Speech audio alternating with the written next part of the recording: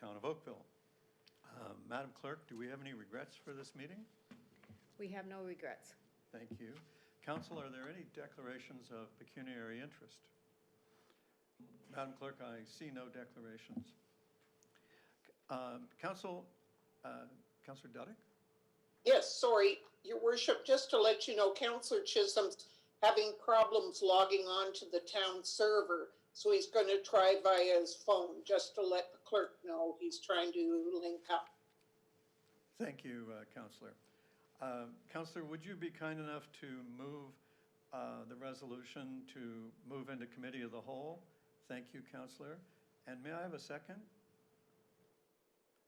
Councillor Lischina, thank you.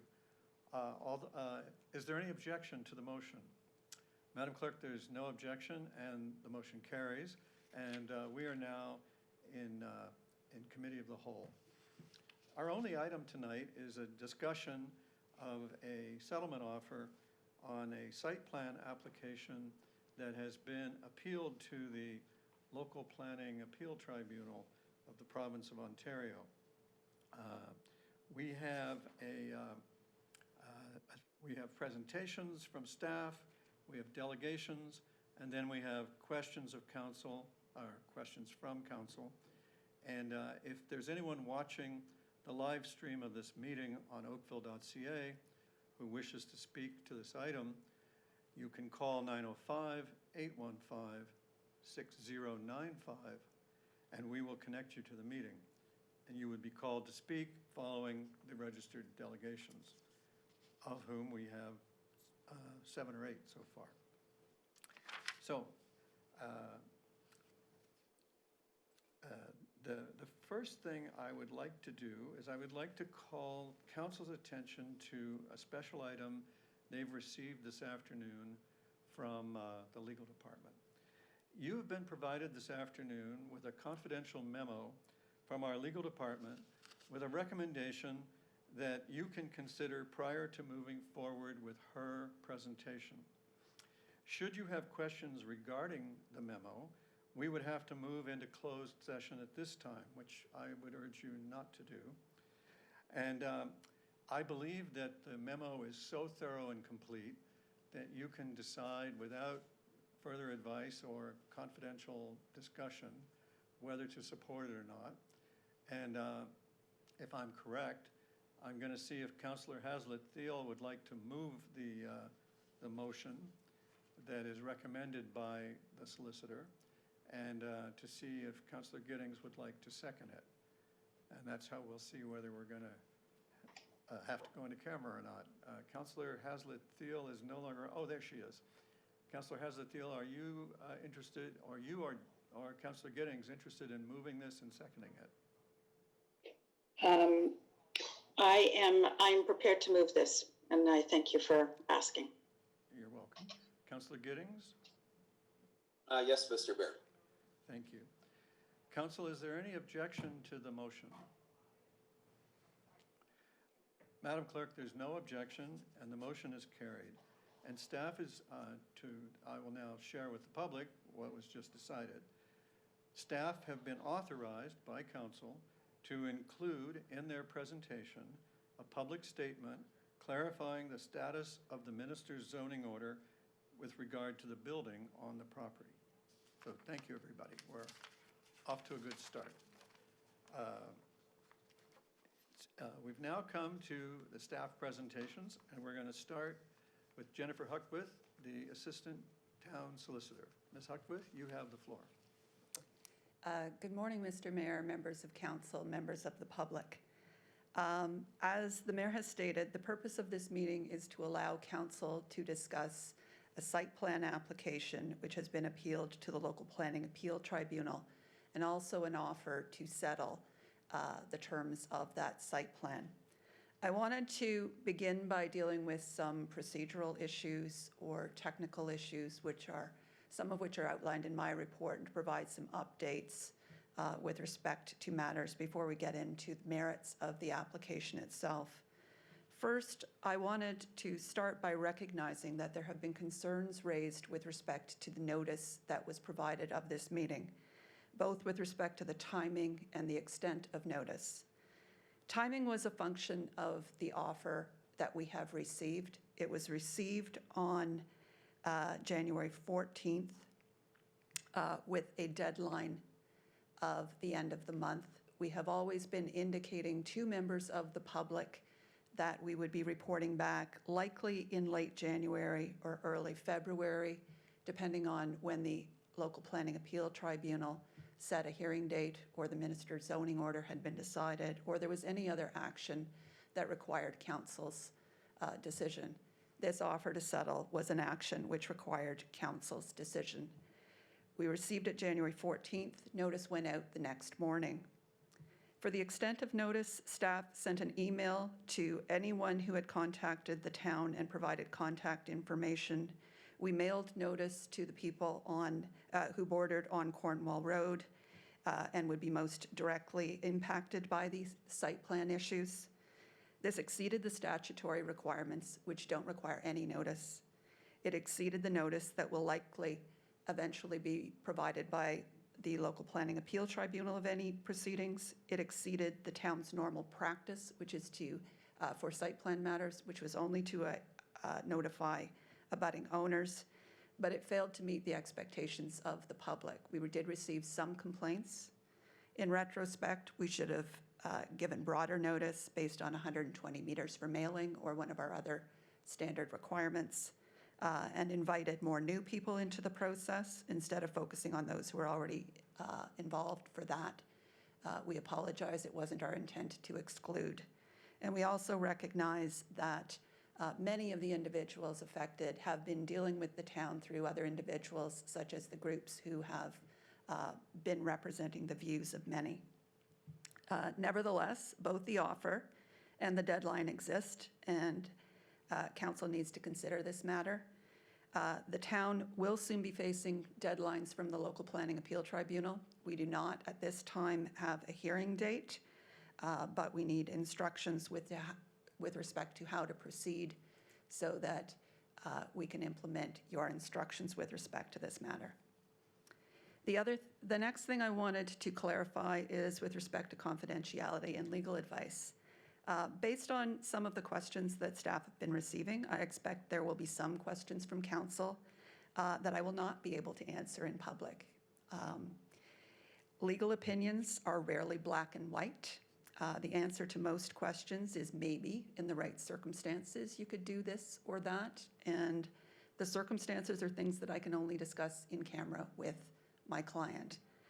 To do otherwise could prejudice council's position in this or other hearings. Sometimes the qualifications I'd have to put on an answer might stop the only chance you have of taking that action.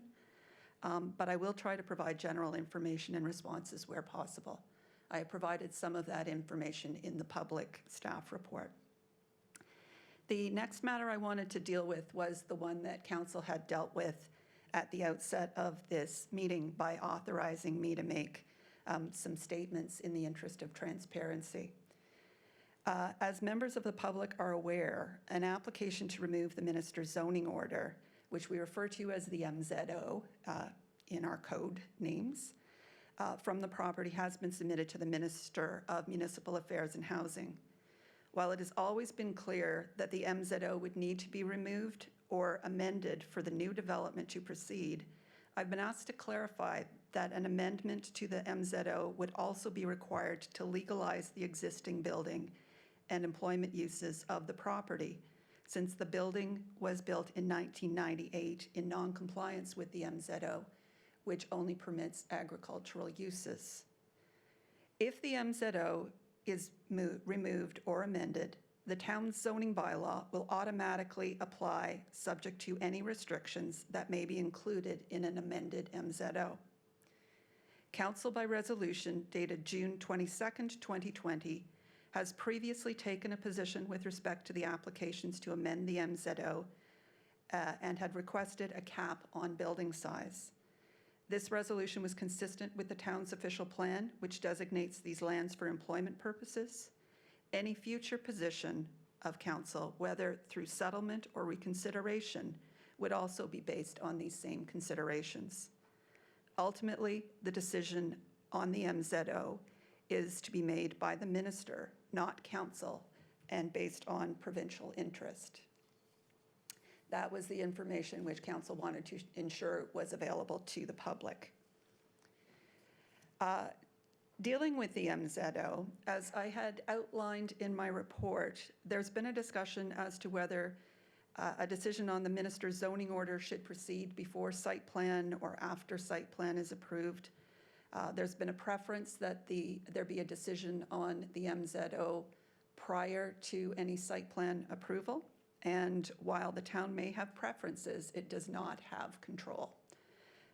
The decision as to the order of proceedings is with the minister on the minister's zoning order and with the local planning appeal tribunal on the site plan. The town needs to be ready to respond to the site plan application whenever it's required to do so by the local planning appeal tribunal. Ultimately, both approvals will be required for any development to proceed, regardless of the order that they're provided, and they can be coordinated through conditions of approval. The next matter that I wanted to ensure is understood, as set out in my staff report, is the nature of site plan approval. This is a site plan application, which is before council. Site plan applications are not about whether a development can occur. Site plan applications are about reviewing the details of the proposed development, arranging the elements of the development on the site, and using the list of prescribed conditions to manage or prevent potential impacts. Site plan review processes answer questions such as, do you need a noise wall, or turning lanes, or additional landscaping, or grading plans? Revisions to the grading plans. Those are the types of details which staff will be discussing in their presentation today, although they're open to whatever questions of council may have. Site plan always results in an approval, whether it's at the town or at LPAT. In that context, the questions to be determined by council are whether the existing plans are satisfactory or sufficiently okay that the changes can be left in the hands of the relevant professionals to apply any criteria set by council and their own professional judgment to complete. Council can provide instructions with respect to their priorities and goals with respect to these matters. If the plans are not satisfactory to council, the question is then what changes are required to make them satisfactory? Changes or analysis. So with that, I wanted to provide some updates on certain matters. A peer review of the noise study was conducted at my request. The results of that peer review were posted on the website earlier today. It's just been received. It identifies some information gaps in the analysis, as well as some changes to the noise wall that would be recommended, but also provides for a path for resolving those issues through further discussions through technical information. Ms. Musson, when she's presenting the details of the site plan, will be providing additional information with respect to the types of changes that are recommended by our expert and the types of issues which are outstanding. In addition, I had a discussion with Denise Baker, solicitor for the owner, today, and she confirmed that the applicant is now willing to include or have caps on the size of the building and the number of parking spaces based on their offer, the number in their offer in the minister's zoning order. If that is what council requires, that option provides greater, not perfect, but greater certainty with respect to the permanence of these measures. So that is an additional provision. There had been questions which will be answered by our traffic staff with respect to various options for intersection improvements or locations, in particular whether intersections could line up with Cardiff and what the options are for that. The applicant is prepared to work with the town on those issues if necessary. Town traffic staff will be providing comments with respect to those matters. With that, I will turn the podium over to Lee Musson, the planner who has been working on this file, to provide you with information with respect to the town's policies and the plans and how they work together, followed by Jill Stevens, who will provide you with more detailed information on traffic, since that has been the primary issue. And I thank you for your interest.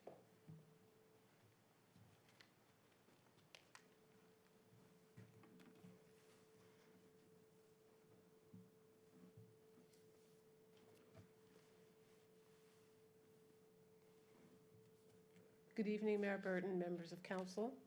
This evening, I'm here to present a planning memo that's attached as Appendix B to the legal report. The purpose of the planning memo is to provide a summary of the details of the application and analysis of applicable policies and technical issues. In January 2020, McIntosh Perry Consulting Engineering submitted a site plan application on behalf of the landowner, H&R REIT, to permit the expansion of an existing parking lot and introduction of a second driveway access from Cornwall Road to meet operational requirements of a new tenant, Amazon, on lands municipally known as 2175 Cornwall Road. On July 6th of 2020, Council passed a motion requiring that the Director of Planning to refer the site plan application to Council for decision. On November 23rd, 2020, the site plan application was appealed to the LPAT by the applicant. And then on January 14th, as Ms. Huckworth has indicated, the applicant's legal counsel has provided an appeal of the application. Next slide, please. The subject property is located on the north side of Cornwall Road, west of Ford Drive. The subject lands are approximately 12 hectares in size with 643 meters of frontage on Cornwall Road. There is one driveway that currently exists and services the site and is located towards the east side of the property and is approximately 185 meters west of the spur line or 265 meters west of Ford Drive. The site abuts an active CNR rail line and spur line and contains an easement in favor of Enbridge pipelines at the eastern perimeter of the site. The site currently contains approximately 29,000 square foot warehouse building and approximately 180 parking spaces. The existing parking areas are located on the north, east, and west side of the building, and there is existing landscaping and berming between the building and Cornwall Road. A regional significant woodlot or woodland is located west of the building, as well as a private stormwater management pond. To the east of the building, where the new parking lot is proposed, are a number of tree clusters that are believed to be part of the former Sheridan Garden nursery operation. The existing building was previously used and occupied by Gillette and the UPS Logistics. Next slide, please. This is a slide of the January 2020 proposed site plan, which would allow for the expansion of the parking lot and introduction of the second driveway. I will go into this in more detail shortly and go through the evolution of the application. Next slide, please. The subject lands are currently designated within the livable Oakville plan as business employment, as shown on Schedule G, Southeast Land Use. Permitted uses may include offices and light industrial uses such as manufacturing, assembling, processing, fabricating, repairing, warehousing, and wholesaling. Hotels and public halls, training facilities, and commercial schools may also be permitted. Next slide, please. The town's official plan, Schedule C, Transportation Plan, identifies Cornwall Road as a multi-purpose arterial road. Table 4, Functional Classification of Roads, states that multi-purpose arterials are 4 to 6 lanes in width. They have the capacity to accommodate between 40 and 60,000 vehicles per day and have a right-of-way width of 35 meters. Cornwall Road currently contains a 35-meter right-of-way width with 2 lanes in each direction. The traffic counts from 2018 confirmed that the road is currently operating at approximately 15,000 vehicles per day. Next slide, please. The property is zoned as E2, Business Employment, under the zoning bylaw 2014-14. Next slide. And this is a list of some of the permitted uses within the E2 business employment zone. And I'm just going to highlight a few. Public works yard, parking for heavy vehicles, taxi dispatch, manufacturing, warehousing, and drive-through facilities. During the processing of the application, questions were raised by members of the public and of council with respect to compliance of the proposed use with the provisions of the zoning bylaw. In particular, questions were raised as to whether the site, the use should be characterized as a transportation terminal. The town's former chief building official reviewed the proposal and determined that the proposed use of Amazon falls under the definition of warehousing within the bylaw, where warehousing means a premise, building, or indoor storage and freight distribution of goods, wares, merchandise, substances, articles, or products. The town's new chief building official also confirms the use as a warehouse. The legal department report speaks to the role of the chief building official as a statutory officer to determine compliance with other applicable law. Schedule B to the planning memo, or page 57 of your agenda, contains slides from a PowerPoint presentation to the ward councillors and community question and answers regarding use. The manager of zoning is also available this evening should you have some specific questions. Next slide, please. The following regulations apply to permitted uses in an E2 zone, and I just want to touch on a few of them. The site currently exceeds lot area frontage requirements as well as all setbacks, landscape coverage. However, the E2 zone does not provide a maximum height or floor area maximum. This should be noted. It should be noted that the minimum width for a landscape strip in an E2 zone is 3 meters, and this proposal maintains or exceeds this requirement.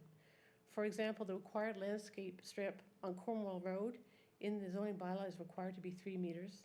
However, the November 2020 proposal provides a landscape strip between 10.8 and 11.1 meters. And the settlement offer before you this evening increases a portion of the Cornwall landscape strip to approximately 19 meters. The zoning bylaw requires a minimum parking standard based on floor area. For this building, 181 parking spaces are required. The bylaw does not provide a maximum number of parking spaces. Next slide, please. Just to build on what Ms. Huckwood had indicated, all of the property is subject to the MZO, and parts of the lands are subject to the Parkway Belt West Plan. A previous approval in the 1990s removed the Parkway Belt from the site except for the lands identified as road, electric power facility as shown in purple. The Ministry of Municipal Affairs and Housing is reviewing requests to remove the lands from both the Minister's zoning order and the Parkway Belt West Plan. And decisions from the Minister removing these lands from the Minister's zoning order and the Parkway Belt West Plan or amending them are required for the development to proceed on the subject lands.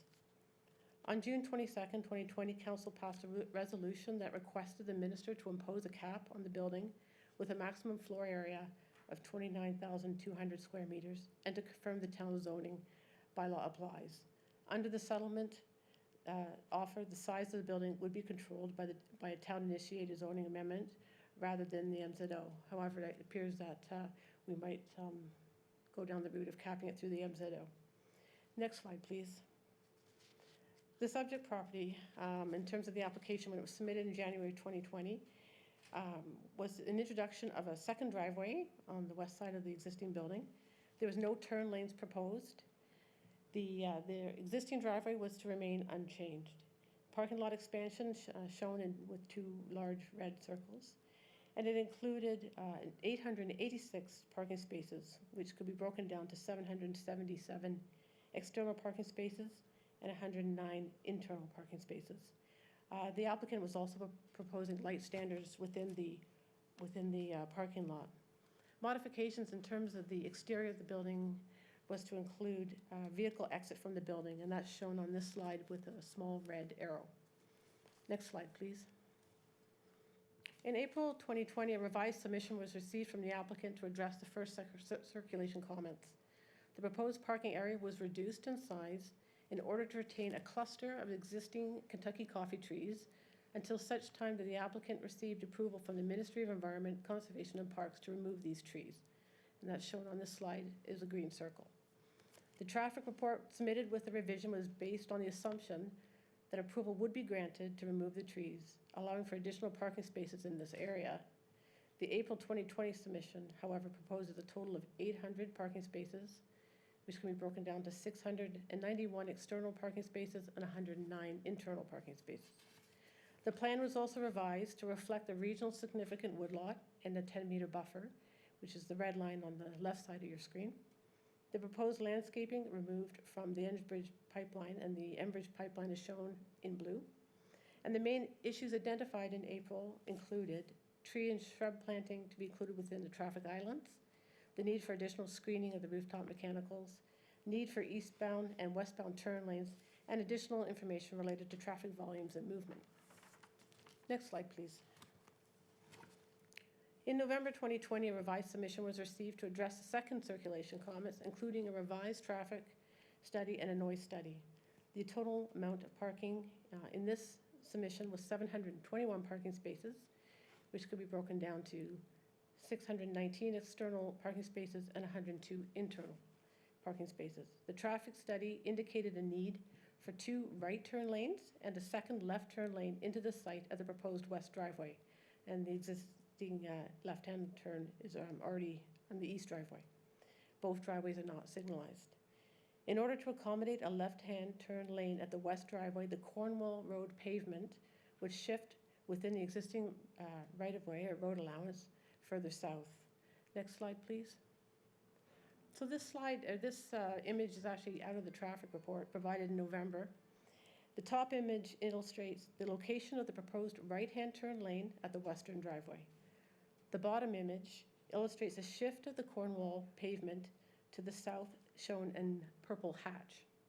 Staff have asked the applicant to explore opportunities to shift the pavement partially north and south that would minimize the impact to the residents and street trees on the south side of Cornwall Road, while taking into consideration the location of the regional significant woodlot and buffer.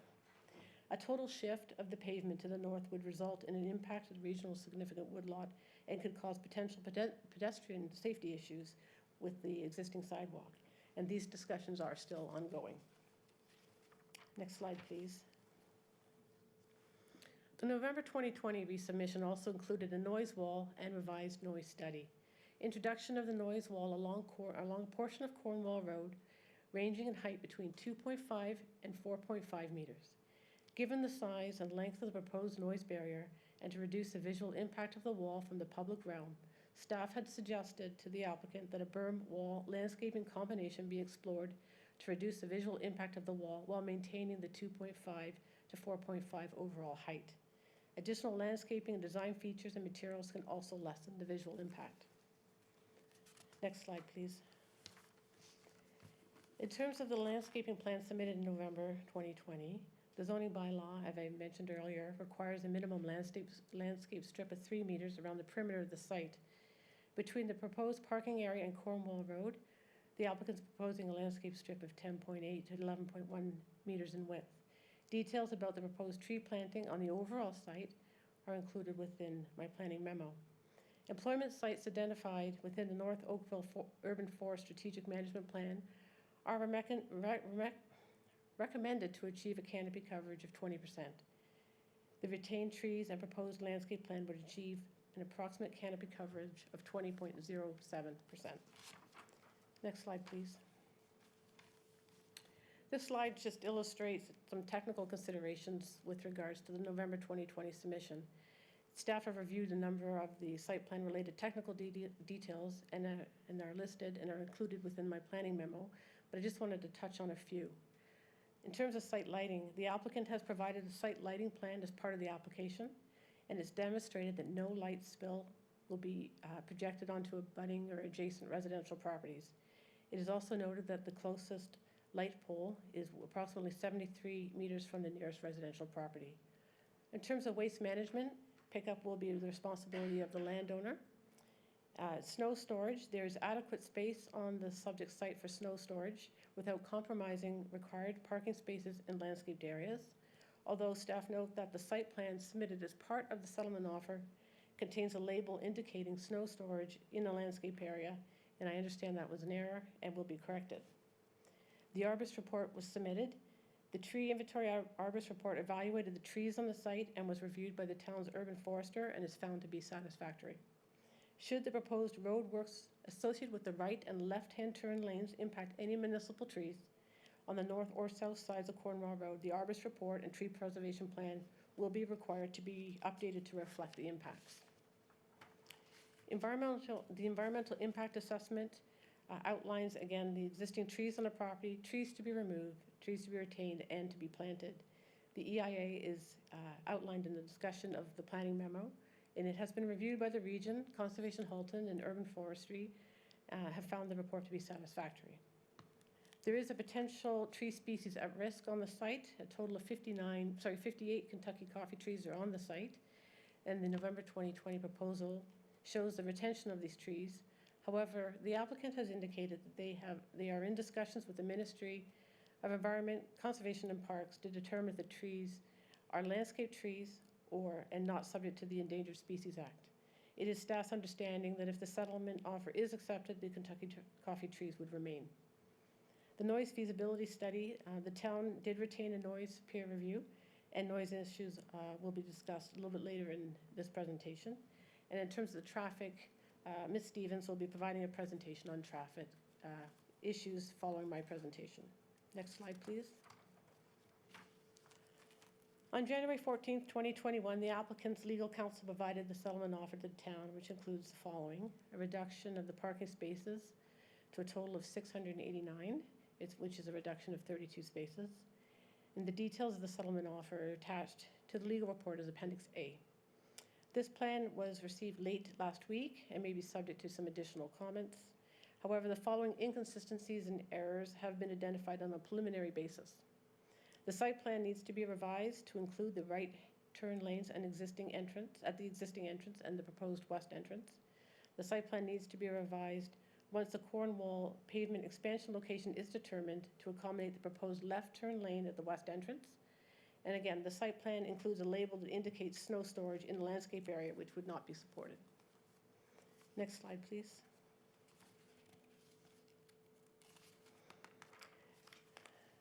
In terms of the settlement offer and the landscape plan, on the west side of the site, there's an introduction of a stone wall, 2.4 meters in height along the existing parking lot.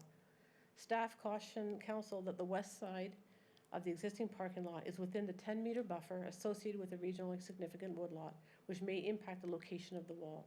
In addition, further input would be required from the region and Conservation Halton regarding the feasibility of the wall in this location. The landscape plan is also to be revised to include the right-hand turn lanes at the proposed entrance, as recommended in the traffic report. And in order to provide the left-hand turn lane into the site at the proposed west driveway. The applicant is requested to review the opportunities to shift Cornwall Road to the north, thereby reducing the impact to the residents on the south side of Cornwall, while also minimizing any impact to the regional significant woodlot. The proposed boulevard plantings shown on this plan will also be impacted once the turn lanes are shown. Next slide, please. In terms of the east side of the site, 32 parking spaces have been removed in order to accommodate a 19-meter landscape buffer, and that's generally shown in the area of the blue arrow. The noise wall on the east side of the driveway is in combination of a berm, wall, and landscaping, and includes a jog to break up the length of the wall. The wall berm combination maintains a 4.5 meter height and drops to 2.5 meter in height east of the jog. The wall wraps around the parking lot and extends just before the Enbridge pipeline easement. The November 2020 submission did not include the wall wrapping around the parking lot. On the west side of the driveway, the 2.5 meter wall is longer in length than the November 2020 submission and is intended to also provide a visual barrier. Preliminary comments on this plan. Further discussions are required to review opportunities to supplement the landscaping and reduce the mass of the wall with the use of design tools. Landscape plan is to be revised to include the right turn lanes of the existing entrance, as recommended in the traffic report. The proposed boulevard tree plantings will be impacted once the right-hand turn lane is shown. Additional landscaping is required in a location where the noise wall wraps around the eastern extent of the parking lot. And further discussion is required to address the entrance feature in terms of materials, landscaping, and location. With the elimination of the 32 parking spaces, grading, drainage, lighting plans will be revised to reflect the settlement offer if accepted. Staff will also ensure that the entire site will maintain the canopy coverage of a minimum of 20%. The town's retained peer review, noise peer reviewer, indicated that the noise wall berm combination, which is located on the east side of the site, may need to maintain a 4.5-meter height overall over its entire length. However, additional information is required in order to make that determination. The noise peer reviewer has also indicated that additional information is required, which may result in the noise wall wrapping around the eastern limit of the driveway. The town peer review has indicated that these issues that he has raised can be addressed. Next slide, please. This is an illustration provided part of the settlement offer, and it just shows a cross-section of the noise wall and the berm, the landscaping, and a sort of a front-on view of the wall for council's benefit. Next slide. This slide illustrates some of the public comments and issues raised through the processing of the application. Letters of concern from the community are attached as Appendix C to the legal report. Questions and clarifications from residents are attached as Appendix D. Highlights of some of the concerns include traffic issues, specifically road capacity and need for turn lanes, noise from vehicles entering and exiting the site, backup beepers and rooftop mechanicals, and the need for berms or noise walls. Landscaping, including the need to compensate for the loss of trees and details around zoning bylaw requirements. Garbage collection, light spill onto residential areas, air quality and emissions, Amazon operational program and the use in terms of Amazon as an operation as an E2 versus an E3 use. To the extent that these issues could be addressed as part of the site plan process, the issues were raised and were taken into consideration, providing staff comments and requesting amendments to the plan. In other instances, information was provided in the response to the questions and answers is shown in Appendix D. Next slide, please. Most of the issues raised can be dealt with through conditions of approval or modifications to the plan. The following issues are more significant and remain subject to ongoing discussions: the height, extent, landscaping, and design of the noise wall, the final location of turn lanes, and confirmation of tree removal resulting from the final location of the turn lanes. This concludes my presentation, and Jill Stevens will be providing comments on the traffic report.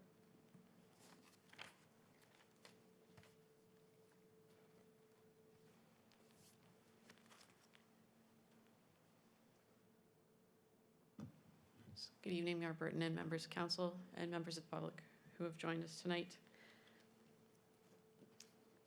Next slide, please. As Ms. Musson mentioned in her presentation and is outlined in tonight's staff report, a traffic impact study was prepared for this site by the applicant's traffic consultant, and we had a couple of revisions that were submitted as well. Staff have reviewed and provided comments on the report submissions, and the November 2020 report was also peer-reviewed by Paradigm Transportation Solutions Limited. A copy of the peer reviewer's report is included in Schedule D of tonight's report, and tonight's presentation will focus on the peer review and issues and questions that remain following the submission of that document. I will speak to some of the specifics in more detail on the subsequent slides, but overall, Paradigm has agreed that there is sufficient capacity in the existing road network to accommodate the traffic that could be generated from this site with little impact to the existing residential neighborhood. The peer review does seek clarification on a few issues, including the days of operation of the site, was it 7 or 5? The presentation of materials related to background site-generated traffic and total traffic, and how those are presented in the report. This stopping site distance analysis related to the west entrance and queuing. Next slide, please. As Lee mentioned, Cornwall Road is a multi-purpose arterial, and our 2018 counts on Cornwall yield a daily traffic volume of just over 15,000 vehicles. The peer review did not raise any concerns with respect to the capacity of Cornwall Road to accommodate the traffic that could be generated by this site. The traffic impact study states that there will be no impact to emergency service response times as a result of the traffic that could be generated by this site, and no concerns with respect to this conclusion were raised by the peer reviewer. Next slide, please. As was shown in the previous presentation, access to the site is proposed via 2 driveways, the existing driveway on the east and a new driveway at the west. Right turn lanes are proposed at the 2 entrances, and a left turn lane is proposed at the proposed west entrance, with an existing left turn lane at the existing east entrance. These accesses are unsignalized, and the analysis shows that they will operate with good levels of service. The peer reviewer agreed with the recommendations for the new turning lanes to be included here, and with the finding that no new traffic control devices were required. Next slide, please. The analysis has shown that no new signals are required at the entrances based on the traffic volumes on Cornwall and those that would be generated by the site. In addition, there would be site constraints and spacing constraints, which would preclude adding signals at the entrances. In particular, the east entrance is only approximately 100 meters from Cardiff Road, which is much less than the 215 meters that we would look for a separation of signals. While signals assign the right of way to traffic on different legs of an intersection, and creating gaps in the traffic, placing signals too close together can result in other traffic safety issues due to drivers responding to the wrong signal indication. If signals are too close together, often the first signal could be missed and the drivers would respond based on the second signal, which may have a different red or green indication, and we would not want drivers to respond to that wrong signal and stop or go when they should be doing the opposite. Some delay in leaving the site would be experienced with a signalized rear-line entrance, as it would with an unsignalized intersection.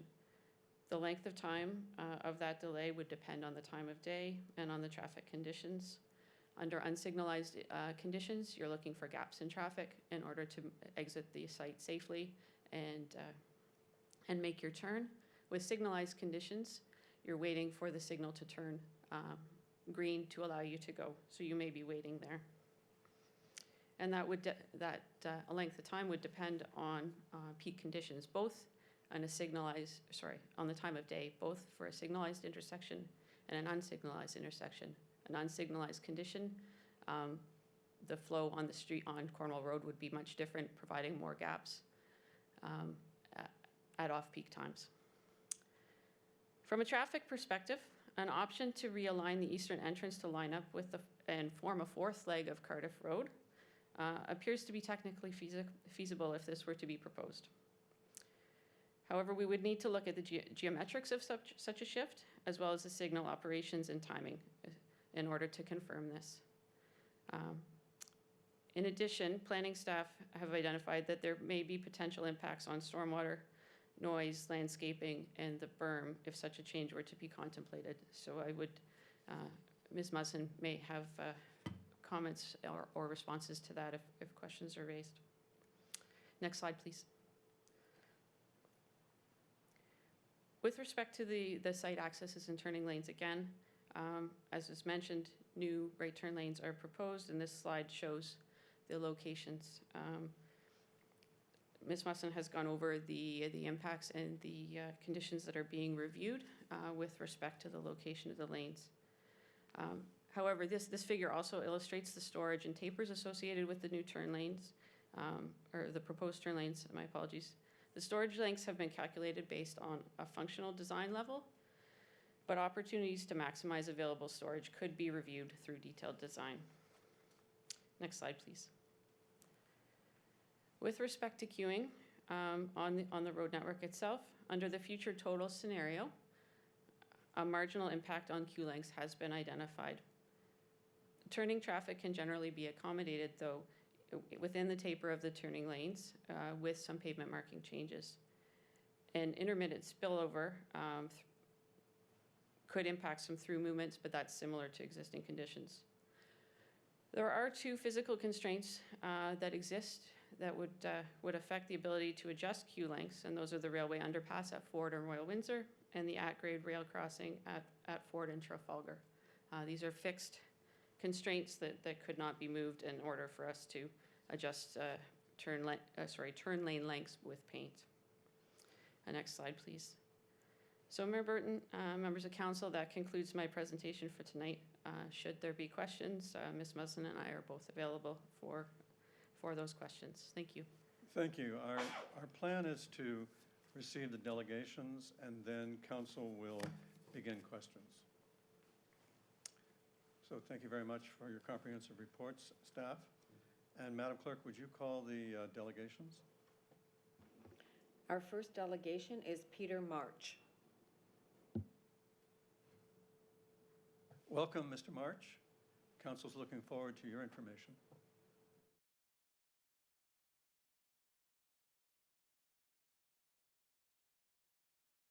Sorry. Okay, good evening, Honorable Mayor, Regional Town Councilors. My focus this evening is to address the traffic study of potential noise issues with respect to 2175 Cornwall Road, Amazon facility. Amazon traffic studies have been published, updated, and reviews, as mentioned earlier. The original traffic study was December 2019, updated January 15th, 2020, updated again on November 4th, 2020, and a third-party review of paradigm was January 5th, 2021. I would like to start addressing the fact that it was noted in the study scope in that consultant of McIntosh Perry established 2020 as a base year for traffic volumes and 2025 as a horizon year in which to base their forecasts on. Two traffic samples were taken on two dates in December 2019 and they're subsequently called them 2020, which is reasonable, although the sample sizes were small and the third party, in fact, criticized McIntosh Perry for not collecting more data. In addition, it is unknown what time of day the data was collected, nor for how long. A key deficiency, since traffic volumes can very widely be different day to day, time to time. Traffic samples are used to generate forecasts, but we believe that the size of the samples makes them statistically insignificant for that purpose. Additionally, computer traffic simulations were used to conclude that current conditions on the streets and intersections possible given street configurations used in the simulation. This is unacceptable, and as required by Halton Region guidelines, the consultants should have gone out into the field, observe actual current traffic conditions. The consultant did not document field operations of existing traffic. In the background traffic study shows that the consultant did not show any figures for the sum of the background development traffic assignments. The Halton Region TIS guideline states that this report is not in compliance due to the fact that they did not place figures next to the relevant text report. This is more than a formatting problem because of the data was missing and the third-party reviewer couldn't verify aspects of the report, which was quoted to say that traceability of the background traffic forecast is lacking, which suggests that there may be some data missing there. With force on the horizon in the area are included in the study, and there will probably be more in the coming future. It is critical to have data included so it doesn't adversely impact the area. While the site traffic forecasts state that Amazon will create less traffic than a generic warehouse based on the Institute of Technology Engineers Trip Generation Manual, Amazon will not be using this property as a generic warehouse, and therefore the projected traffic volumes to be generated cannot be accurate using those warehouse standards. When 2175 Cornwall was used as an actual warehouse, it did not need 600 plus parking spaces now being requested for the proposed operation. That's because a warehouse stores products, whereas Amazon will not do any type of storage, and it will use the building to move products in and out to sort them and then move them out immediately. Amazon has stated that drivers would be leaving in waves, which is contrary to the McIntosh Perry traffic study, which shows that 620 out of 1,150 movements, or about 53% of the daily site-generated trips, will occur in the 2 to 2 hour or 4 hour periods, and the bulk of that in 2 1-hour periods. The traffic will not be in waves. In fact, there will be a constant stream of vehicles leaving the property, trying to merge into 4 lanes of traffic going east and west on Cornwall Road. And again, it is unreasonable to expect that the site traffic generation estimates could be accurate when they're based on irrelevant industry parameters for warehouses, when this is not a warehouse. We spoke to Amazon managers several months back, and they told us that it would have 200 plus employees a shift. That would be 3 shifts, 24/7, 365 days a year. And not to mention the drivers that Amazon will hire as flex drivers who are not employees of Amazon. Amazon states they will use 42 flex drivers. That would be an understatement of flex drivers given the number of parking spots they're requesting. The total forecasting concludes that the AM off-peak period would range between 85 and 99% capacity when the peak site traffic generally occurs. This by 2025. The third-party reviewer also notes that the report format, again, is not in compliance with Halton Region's Transportation Impact Study guidelines. This ties in with the operational analysis of future conditions, that is, of the turning lane storage capacity, which will be exceeded during the peak hours of 2025. The third-party reviewer also pointed out major exposure in the planned new west exit for the property. With the given curves on Cornwall Road, at this point, sight lines are not long enough to provide traffic to stop safely if coming around a curve and a vehicle is exiting the H&R Ray property. Macintosh Perry was criticized for using the lower posted speeds to conceal this exposure when the higher design speed, which is that traffic usually travels at, should have been used. Installing traffic signals at the location is unacceptable given the proximity to other traffic lights in the area, as previously stated. Cornwall eastbound at Ford Drive will not be able to extend its turning lane capacity because of the level crossing tracks at number 2 fire station. There is a section of roadway in front of the fire station where vehicles are not allowed to stop, which would push vehicles back further onto Cornwall Road as they wait for lights to change. This will be problematic for any traffic trying to make a left turn from the property onto Cornwall West. This study has no mention of the fact that there is no stopping area in front of the fire station. This is another gap. The report goes on to show the shortcomings in the turning lane length as measured is a dispute. Use of posted speeds of 60 kilometers rather than the more realistic speeds of the design speed of the roadway, which is 80 kilometers, was criticized in the third-party review. That would have the effect of making changes to Cornwall look safer than it can be. The site itself is requesting 700 plus parking spaces and upward of 800. This significantly exceeds the town's zoning bylaw of 206. The consultant identifies on this report that there are turning, move, and storage lane deficiencies. In the report's conclusion portion, the overall summary of the report states that there are a number of deficiencies in the way the report was prepared. When compared to the TIS guidelines in terms of report format, lack of documented observations of traffic, operations in the field, omitted figures for components of the traffic forecast, and inadequate assessments for site distance requirements for the proposed new site access. Aside from the third-party paradigm traffic review, other issues that have been brought up as of concern is the noise and air emissions from the site. Large HVAC roof units, truck and shunt and other vehicle movement. The fact that it's a concern to mitigate or not mitigate the noise, there would be multiple use vehicles creating higher than normal noise levels in the area and must be addressed. The noise study promised to meet Oakville's noise bylaw standards as if it had a choice. I mean, it has to do it. The cumulative effects of noise from the facility on top of existing noise are not considered.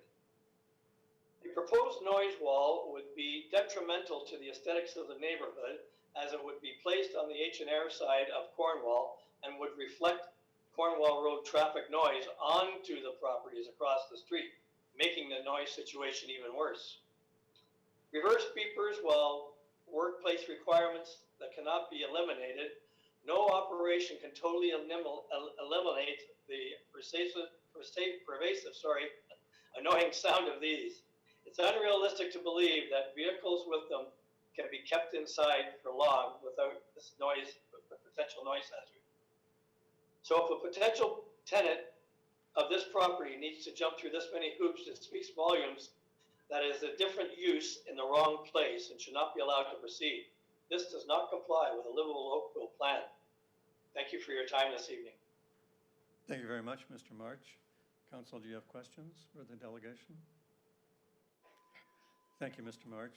Madam Clerk, would you call the next delegation? Next delegation is Robert Bellissimo. Mr. Bellissimo, Council looks forward to your information. Welcome.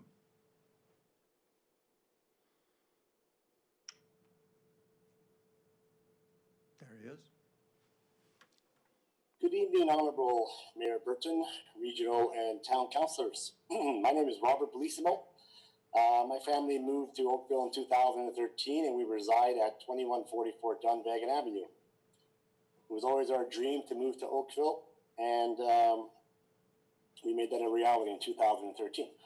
I would like to start by thanking Councilors Janet and David for their support and engagement with residents. I would also like to thank Elizabeth Chalmers and the rest of the JCR board for their hard work in voicing our concerns, especially with respect to the MZO. My professional background is property management.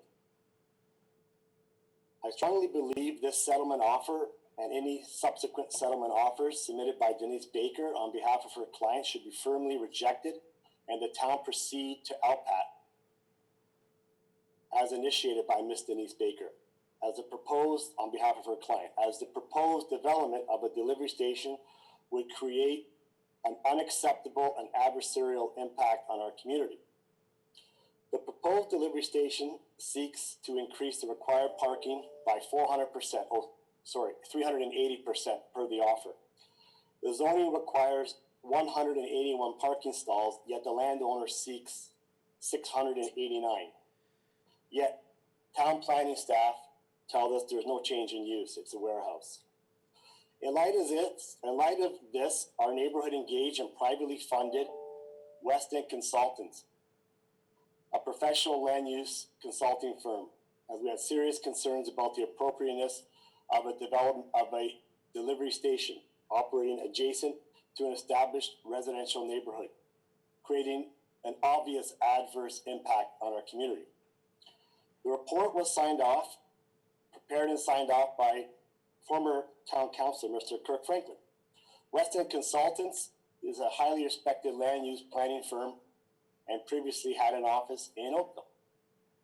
Weston has worked on major developments in the town of Oakville, such as the Fitzsimmons lands at the corner of Trafalgar and Dundas, where the 4 towers are now being constructed. So the town of Oakville knows this firm and I think respects what they have to say, etc. The conclusion of the Weston report does not align with the conclusions and the findings that were being presented to you tonight by town planning staff, unfortunately. This report was sent to Mr. Mark Simeone, who never responded, so we don't know why the town, we don't know the reasons why their findings don't align with ours, since they never bothered to respond or even acknowledge receipt of the report, which cost the residents in excess of $4,000. Weston's conclusion is, it is more appropriate for the proposed development to be subject to the requirements of a zoning bylaw application to determine if the land use is appropriate. I will talk about the findings of the Weston report as well as the disconnects in town planning staff's land use report to improperly classify the operation of a delivery station as a warehouse. For the property occupied by not just Amazon, but numerous third-party independent delivery companies, something staff has never mentioned. Firstly, though, I would like to point the town's point out the town's opposition in 2015 to a proposed HSBC bank and Starbucks coffee shop slated for 2035 Cornwall Road, just 2 properties to the west of 2175, which is also zoned E2. Although the Committee of Adjustment approved these uses in 2015, the town brought an appeal to the OMB, citing livable Oakville. The town was not so accommodating as they have been this evening with respect to 2035 Cornwall. They simply stuck to the livable Oakville, and that application was subsequently shot down because the OMB agreed with the town of Oakville in 2015. They found the board finds that the general intent and purpose of the official plan is not met by this proposal, as the official plan intends that these lands are to be for light and service industrial uses as a primary use on a lot. Regarding 2175 Cornwall, we ask the town continues to uphold livable Oakville as it did with 2035 Cornwall and protect our community from this use, which will undoubtedly create adverse impact on our community. When the landowner purchased this property in 1997 under power sale, they would have known or ought to have known of the development restrictions affecting the property, i.e. the Parkway belts, being adjacent to a residential neighborhood and abutting a rail crossing, etc., and having a fire hall across the street. However, now the landlord seeks to remove the restrictions and to construct hundreds of oversized parking stalls to accommodate a truck parking lot for third-party independent delivery driver partners of Amazon, not Amazon, who will be offering their transportation services to Amazon. Town staff in their presentation on use, which they sent to us last year, specifically advised, and I quote, Amazon is not a transportation terminal and it is not in the business of storing, parking, or dispatching buses, trucks, tractors, or trailers. However, Amazon's independent third-party delivery partners, DSPs as they call them, are, in fact, in the exact business of storing, parking, and dispatching trucks. Third-party delivery companies are also occupying the majority of the property. This is the primary use. Town staff in the CBO also failed to note delivery vans are considered to be trucks per the Transportation Association of Canada. Although the reference is delivery vans, it's just a van, the vans are actually considered light single unit LSU trucks per the Transportation Association of Canada, as noted actually in the applicant's traffic report. The parking stalls, as we keep hearing, 800, 600, 500 parking stalls are not all regular parking stalls, something again that has not been mentioned or noted. But if you look at the site plan, you'll see the majority of the additional parking stalls are oversized, being 8.2 meters by 3 meters. For an office or a regular parking stall, they are 6.0 by 2.7 meters.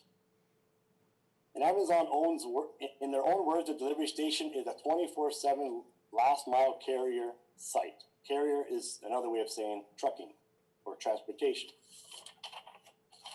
Also, in Amazon's in their own words, for a job posting for a delivery station, I quote, delivery station team members receive trucks full of orders, then prepare them for delivery. As part of this team, you'll load conveyor belts and transport and stage deliveries to be picked up by drivers. Staging is very different than warehousing and storage. Staging is more of a cross-docking / transportation function. This proposal, in our opinion, should be stopped in its tracks.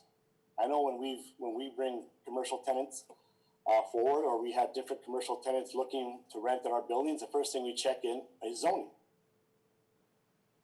If the zoning doesn't fit, then that's a whole different path. However, the applicant has gone down this path now of site plan application. So now we are here dealing with site plan. We waited all summer for the third traffic report, the third submission. Then all of a sudden we find out we're going to LPAT. And then we get an offer on settlement, which basically contains everything they have to do anyways. As my neighbor Peter pointed out, they offer a noise wall will be constructed. But your noise study says you need a noise wall. How is that a settlement term? Should this project move forward under the guise of a warehouse, a dangerous precedent will be set for all of Oakville, all Oakville wards, not just Ward 3. for all online retailers seeking to improperly utilize properties for the fulfillment of online orders. Something where we're hearing that's going to happen maybe in some of the shopping malls. Regarding the constant UPS reference, it must be noted UPS Logistics never used the site as a courier/sortation facility. We finally hear the proper term being used, UPS Logistics, who provided third-party warehousing services. UPS used the property with around 200 parking stalls, not 801 or 689, which is now being proposed. They also didn't have oversized parking stalls outside. They had regular parking stalls for staff, etc. Amazon and its delivery partners seek 801 parking stalls to operate a delivery station. As pointed out by Western Consulting, the significant extra parking directly contradicts Livable Oakville's mandate to minimize surface parking. Instead, 801 stalls are being sought. Western Consulting also pointed out the following issues with respect to the proposed development. Section 14 of Livable Oakville provides policies for employment areas, noting that the employment land use designation shall provide for compatible uses in appropriate locations with a variety of form, scale, and intensity of development. Section 14.4.3 states the business employment uses shall occur primarily within enclosed buildings. The parking lots, however, as pointed out by Weston Consultants, are now proposed to become active areas in continuous use throughout the day. The policies outlined in the official plan permit limited outside storage within business employment land use designation. The proposed expansion of the parking lot on this site is not limited.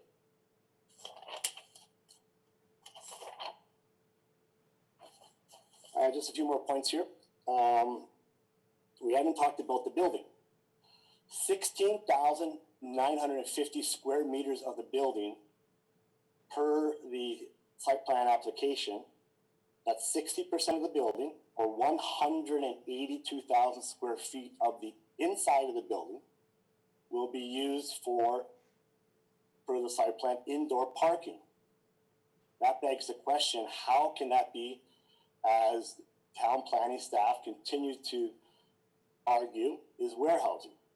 I don't think warehousing of cars constitutes warehousing. In conclusion, this is not an appropriate location for a delivery station, which should be situated in an industrial business park. In fact, the Amazon delivery stations announced for Cambridge, Whitby, and Stony Creek are all situated in proper industrial park settings and nowhere near any residential subdivisions. Thank you for your time and consideration. Thank you very much, Mr. Bellissimo, for your information. Council, do you have questions? Councillor Hazlitt-Thiel.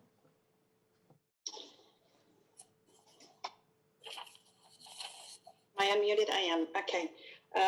Thank you, Mr. Mayor. I actually did have questions for Mr. March, but I couldn't get my mute button to do what it was supposed to do.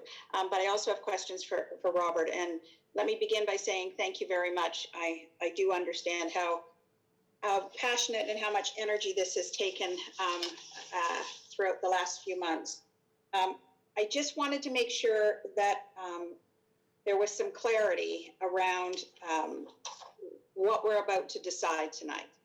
So in terms of going to LPAD, you are saying go to LPAD. Are you understanding that at LPAD, a site plan decision gets made? Yes, I'm aware. Okay. Having seen the decision for 2035, I'm confident that the town can win an argument for a much more adversarial use in two properties to the west. So, Mr. Mayor, can you just confirm for me? I have a question of staff on behalf of Mr. Bellissimo in regards to what can those conversations occur at LPAD? Just because I think it's important that the public understand what can be worked through at LPAD. Councillor, I recommend that you hold your questions for staff till we get to the question period after the delegations. Okay, all right. Once again, thanks very much, Robert, Mr. Bellissimo. You've represented your community well. Mr. Mayor, can I ask Mr. March my question? I know I missed the window, but my button didn't release. Councillor, please go ahead. Thank you. I'm going to allow It's just two simple questions. Mr. March, are you still there? Can you hear me? Yes, I can. Okay. I first want to say thank you very, very much for the detailed review. I mean, you paid a lot of attention to what the paradigm report said, what was called out in the traffic studies, and you raised some very important points around traceability of the data, about no stopping in front of the fire station, about ensuring that there was data integrity and traceability. You also raised an interesting point that needs to be investigated, which is while the generic term warehouse is used, the institute and that data may be something that our engineers need to look more closely at. You didn't mention anything about signalized in and out, and I just wanted to make sure, is there any comment you have around signalized in and out? Reading over the reviews and that, it was pretty apparent, and even your town suggested that, town planner suggested that they're putting in other lights in the area would be too close, too confusing, would be much more problematic. Was there any discussion within your group about not additional lights, but finding a way to flow out to Cardiff, which is, I believe, what the director had referenced they could investigate? No, we just noticed that there was information regarding sight lines on the new west driveway proposal that wouldn't allow proper sight lines for traffic and could cause issues, accidents that foreseeable in the future if large trucks and numerous vehicles were trying to enter and exit, giving weather conditions and that matter. Okay. And you use that in the intersection at Cornwall and Ford, I'm pretty sure, regularly coming out of Cardiff area. Is that correct? Yes, I've been here for over 33 years. I go to work every day. Well, I did till a couple of years ago, but yes, I have every day. Congratulations on your retirement. Some of us just don't want to seem to give it up. So if you could just comment, the intersection that you've turned at for many years. I mean, obviously the traffic has evolved over time. Is the storage lane, they call it, the left-hand turn coming off Cornwall onto Ford?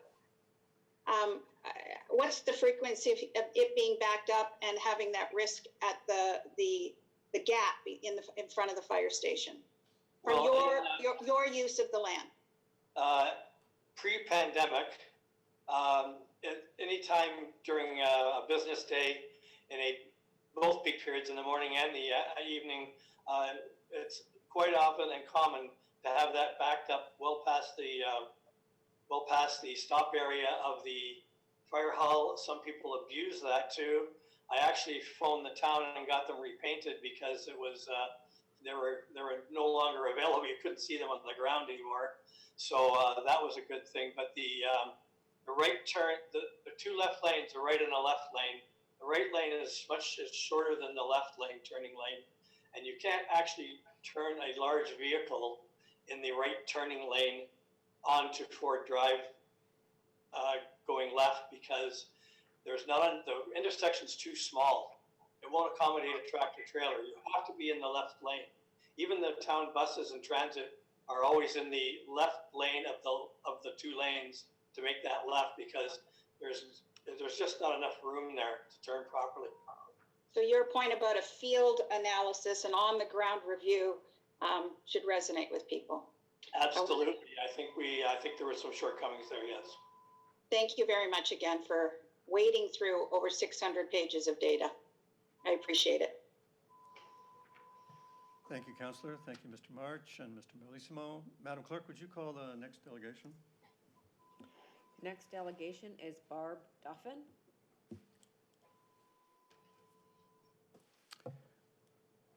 Welcome, Ms. Duffin, wherever you are. Council looks forward to your information.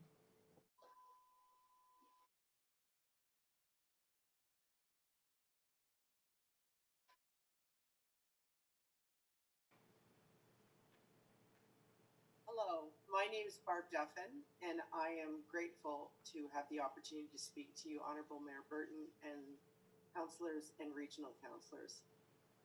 I've lived in Oakville for over 30 years and love our family-friendly, caring community.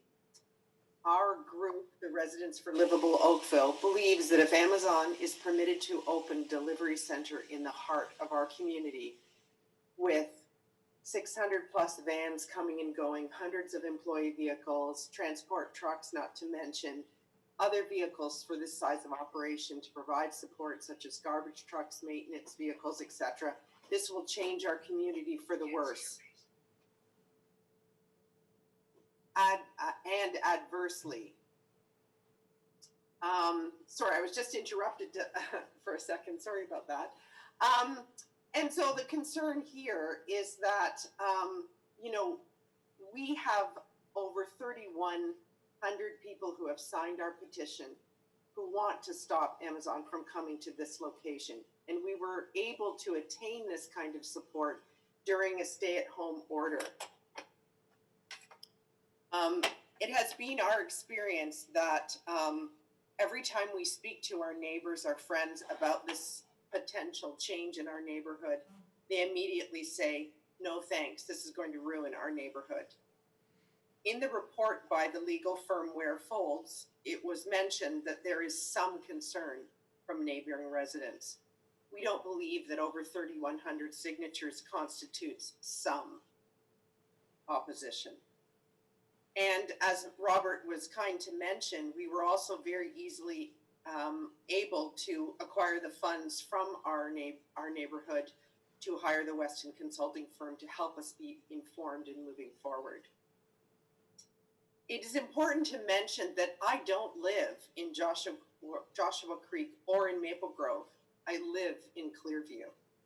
But to live in Clearview means I drive down Ford along Cornwall to live my life and have for 30 years. My doctor's there, my dentist is there, my church, my drugstore, my grocery store, my chiropractor. My kids took music lessons there, they danced there. You asked Janet a little while ago how many times Peter turned that corner. I bet I've turned that corner more than he has over the years. And I drive on Cornwall. We're all different right now with the pandemic, but it was always multiple times a day.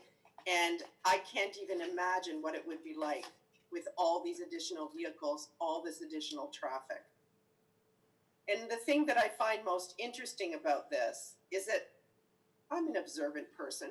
I've lived in this area for 30 years, but I never even noticed that warehouse until the driveway to the west was starting to be constructed and I started to ask questions and do research. And that's how I found out about this change for this location. And I find that really interesting because it's already operated in the zoning that it currently has in a residential area. I'm a resident who drives by there hundreds of times in a week and I never even noticed the building. My fear is, and so this is the same for all of our neighbors and members of our group, is with the change in these vehicles and all of the things that must be done to accommodate this delivery station in a residential neighborhood, is we're going to notice that building and it's going to change our neighborhood for the worse, adversely affecting what it's like to live in Oakville. Right now, I'm often with the traffic, and again, Janet asked this question, often when it's busy during the day, you're backed up past the, when you're going to turn left off of Cornwall, you're backed up past the fire station. So a lot of the time, I just don't even bother going on Cornwall. I go the long row, Windsor, and through the back, and go sort of around the block already before Amazon even moves in, because the increased traffic on Cornwall with all the additional businesses has already increased the experience. So I wanted to point out to you the amount of community support we have, and it's not just Maple Grove, it's not just Joshua Creek, it includes Clearview as well. and many other communities in Oakville. And I really thank you for being so open to hearing from your citizens. Thank you. Thank you, Ms. Duffin. Questions for the delegation? Councillor O'Meara.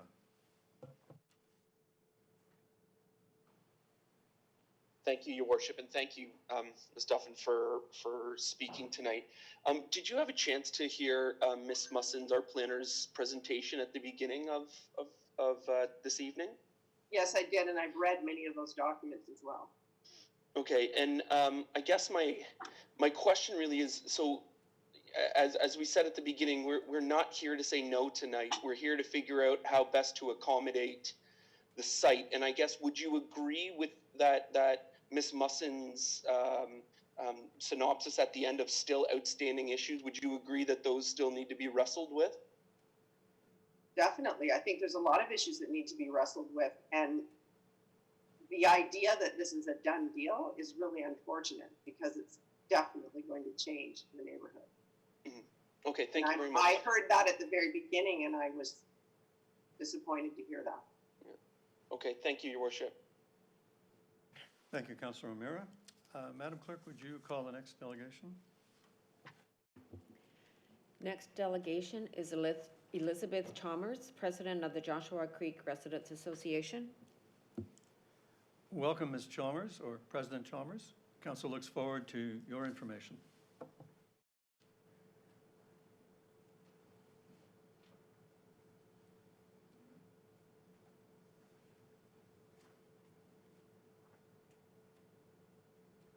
Hello, good evening. We see and hear you well. Excellent. My name is Elizabeth Chalmers, and I'm the president of the Joshua Creek Residents Association, and I am here tonight speaking on behalf of the JCRA. Thank you for holding public delegations on this issue. JCRA very much appreciates the opportunity to provide our feedback directly to members of council. In the JCRA community, the overriding perspective is that this delivery station is inappropriate for the 2175 Cornwall Road site because of the significant negative impact of the operations on the community. The operations of this facility have been deemed to fall within the criteria for a warehouse, despite the facility's intended use as a large-scale consumer delivery station. Amazon, the tenant for whom the site plan application has been made, is a retailer, an online one, and as such, delivery of customer purchases is part of their business model. A customer delivery station is not a business for which a definition has been captured in the town's current zoning bylaw. The analysis used for the chief building officer's decision that the operations of this facility meet the criteria of an E2 business was superficial and narrow. It did not appear to examine the actual operations of a delivery station and its impact, which presumably is a factor when determining the appropriate employment zone for a specific business definition. Rather, the analysis focused on whether or not this delivery station could fall within the existing definition of a warehouse or a transportation terminal. This decision has created a mismatch between a facility on an E2 zone site and the facility's outsized E3 impact and intensity. A traditional warehouse receives and stores goods for a period of time and delivers them to other businesses using transport trucks. Vehicle movements into and out of a warehouse facility are generally much lower than what is envisaged here, as would be the impact on the community. The business model for an Amazon last mile delivery station will generate vehicle movements into and out of the facility that could be at least 50 times greater than a traditional warehouse. Unless the business definitions used to determine the appropriate employment zones in which they can be located are updated to reflect modern and current business practices, this scenario is likely to be repeated in other parts of the town, but particularly where new lands are being added. There are outstanding resident concerns of safety and livability that have not been addressed by the settlement offer under discussion tonight. A key concern for JCRA is the property owner's request to remove the existing MZO, and Parkway Belt West Plan regulations on the site.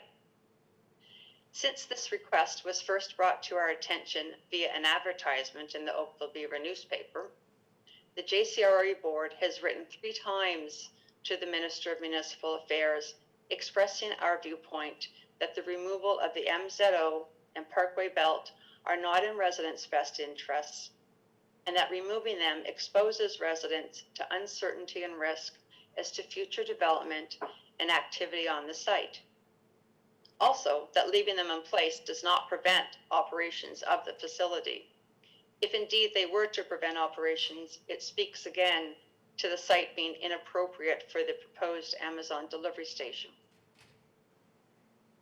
Over 150 JCRA residents wrote the minister to express their support of JCRA's request to leave the MZO and Parkway Belt in place. The settlement offer does not resolve that concern. In fact, it has proposed to the opposite and states that these regulations have no planning value. However, the regulations do have value to residents who live in this community. The municipal zoning of this site permits this facility, and it does not have the capacity to address impact and intensity. It would appear from the applicant's request that the removal of the MZO would facilitate undefined future development. Notwithstanding this offer's suggestion for a zoning bylaw amendment to capture existing square footage, the question remains what other development could be permitted on the site. Furthermore, there is no clarity or assurance that a zoning bylaw amendment would be upheld in the event of a change of use at the site or a change of ownership. So what control does the town have in either of those circumstances? Where are the legal assurances that the Provincial Planning Act will support the town's right to prevent any expansion on that site? Or that a court of law would uphold the town's right to prevent expansion and or any zoning bylaw amendments that would permit it at a future date? Our view remains unchanged. We do not support the removal of the MZO and the Parkway Belt West Plan from this property. Additional comments regarding the settlement offer include significant concerns regarding traffic safety on Cornwall Road as impacted by the site egress are not addressed in the offer or in the site plan application documents. So there's another JCRA delegation that will have more detail on that. I won't comment further on it. I'll leave it to them. Although not significant, the reduction in parking spaces to 689 versus the 886 spaces that were noted in the 2019 Planning and Justification Report submitted with the SPA and on the applicant's requested MZO amendment, it's a welcome addition with respect to the parking lot size. It equates to the 693 spaces that were noted on the April 2020 site plan document. However, it does not necessarily equate to a reduction in vehicle movements if the number of flex drivers were to be increased from 42, as currently specified in the traffic study, in order to compensate for parking space reduction. That's a feasible option for Amazon, since flex drivers use their own vehicle and therefore do not require a parking spot. So the SPA documents specify 42 flex drivers, by that I mean the traffic study, but there are no assurances that this number is constant. Any increase of flex drivers results in additional vehicle movements. The traffic study also states that the number of large trucks bringing packages to the site will range from 15 to 31, depending on steady state or seasonal. There are 40 truck bays currently on the site, and they will remain. This extra capacity provides room for additional growth, which would result in additional vehicle movements and noise levels. Neither of those studies, the traffic or noise, presents a scenario in which all 40 truck bays are operational. There's no requirement for Amazon to seek any permission for utilizing the full capacity of the existing building, so increased actual activity is possible at any time. This would seem to undermine the conclusions of the current traffic and noise studies with respect to acceptable levels. The noise barrier is also welcome, as are assurances to improve the aesthetics of a barrier wall. Even with a noise barrier, though, the facility just meets the acceptable noise level standard. Any increase in the number of truck loading bays and/or flex driver vehicles may result in noise levels that exceed the acceptable level. Slight increases in tree canopy coverage over the required 20% and the efforts for targeted landscaping are also welcome. H&R Reed has made application to the Ministry of the Environment for the removal of 58 Kentucky coffee trees from the property, and the planning memo in Appendix B, which we heard from earlier, states that it is staff's understanding these trees would remain in place if the settlement offer were to be accepted. However, the settlement offer does not confirm withdrawal of this tree removal application to the Ministry of the Environment. And finally, the settlement offer makes no references to any plans or actions to address residents' concerns regarding vehicle emissions of particulate matter PM 2.5. In closing, JCRA asks Town Council to ensure that your decision on this settlement offer considers the community by addressing all safety and livability concerns that have been expressed by residents. We are looking to you as our council and our mayor to ensure an outcome that is of benefit to all in the community. Thank you for your time. Thank you for your presentation. Questions for the delegation? Thank you, Ms. Chalmers. Madam Clerk, would you call the next delegation? Dwayne Dumas is the next delegation. Mr. Dumas, or Dumas, whichever, welcome. Council looks forward to your information.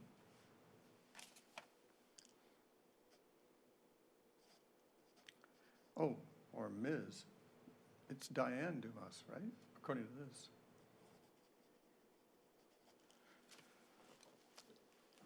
Well, we'll see when she gets here, or when he or she gets here. There she is. Oh, I was saying, I often get Dwayne, so I don't take offense. Thank you. Thank Good you, you're very evening, charming. Honorable Mayor Burton and Council.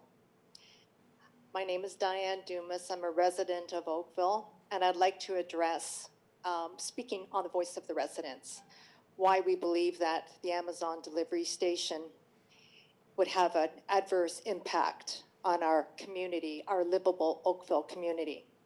So what is livable Oakville? Well, it's not only a town filled with rich culture and restaurants and great shopping, parks, trails, waterfront parks, but it's a unique community. What's it like to live here? Well, let's look at the streetscape. Schools in the neighborhood, playgrounds with grandparents and young children. Kids ride their bikes. Kids play hockey on our streets. The drivers are cautious. People love it here. They take pride of their properties. They're friendly. It's a quiet area. It's got clean air. It's easy to commute. It's easy to take your kids to dance lessons or to doctor's appointments along Cornwall and to access all the great amenities that we have in our community. We value these things. We want to raise our family in these environments. I moved here with my family in the fall of 2019 after doing much research, looking for a community. And we love Oakville.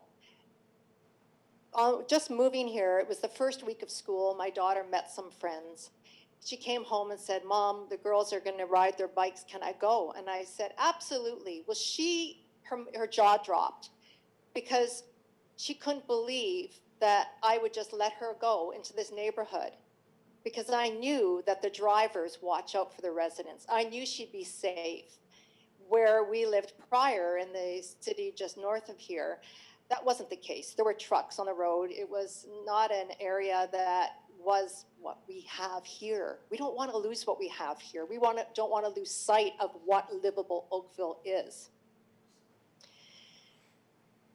With the Amazon delivery station, coming into our community, this would all change.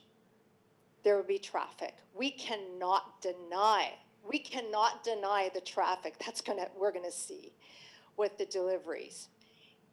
About a month ago, I had experience coming out of my front door, walking to my car, a car coming down very fast and screeching to a halt. And I knew it was not one of our neighbors because, as I said earlier, people are cautious here.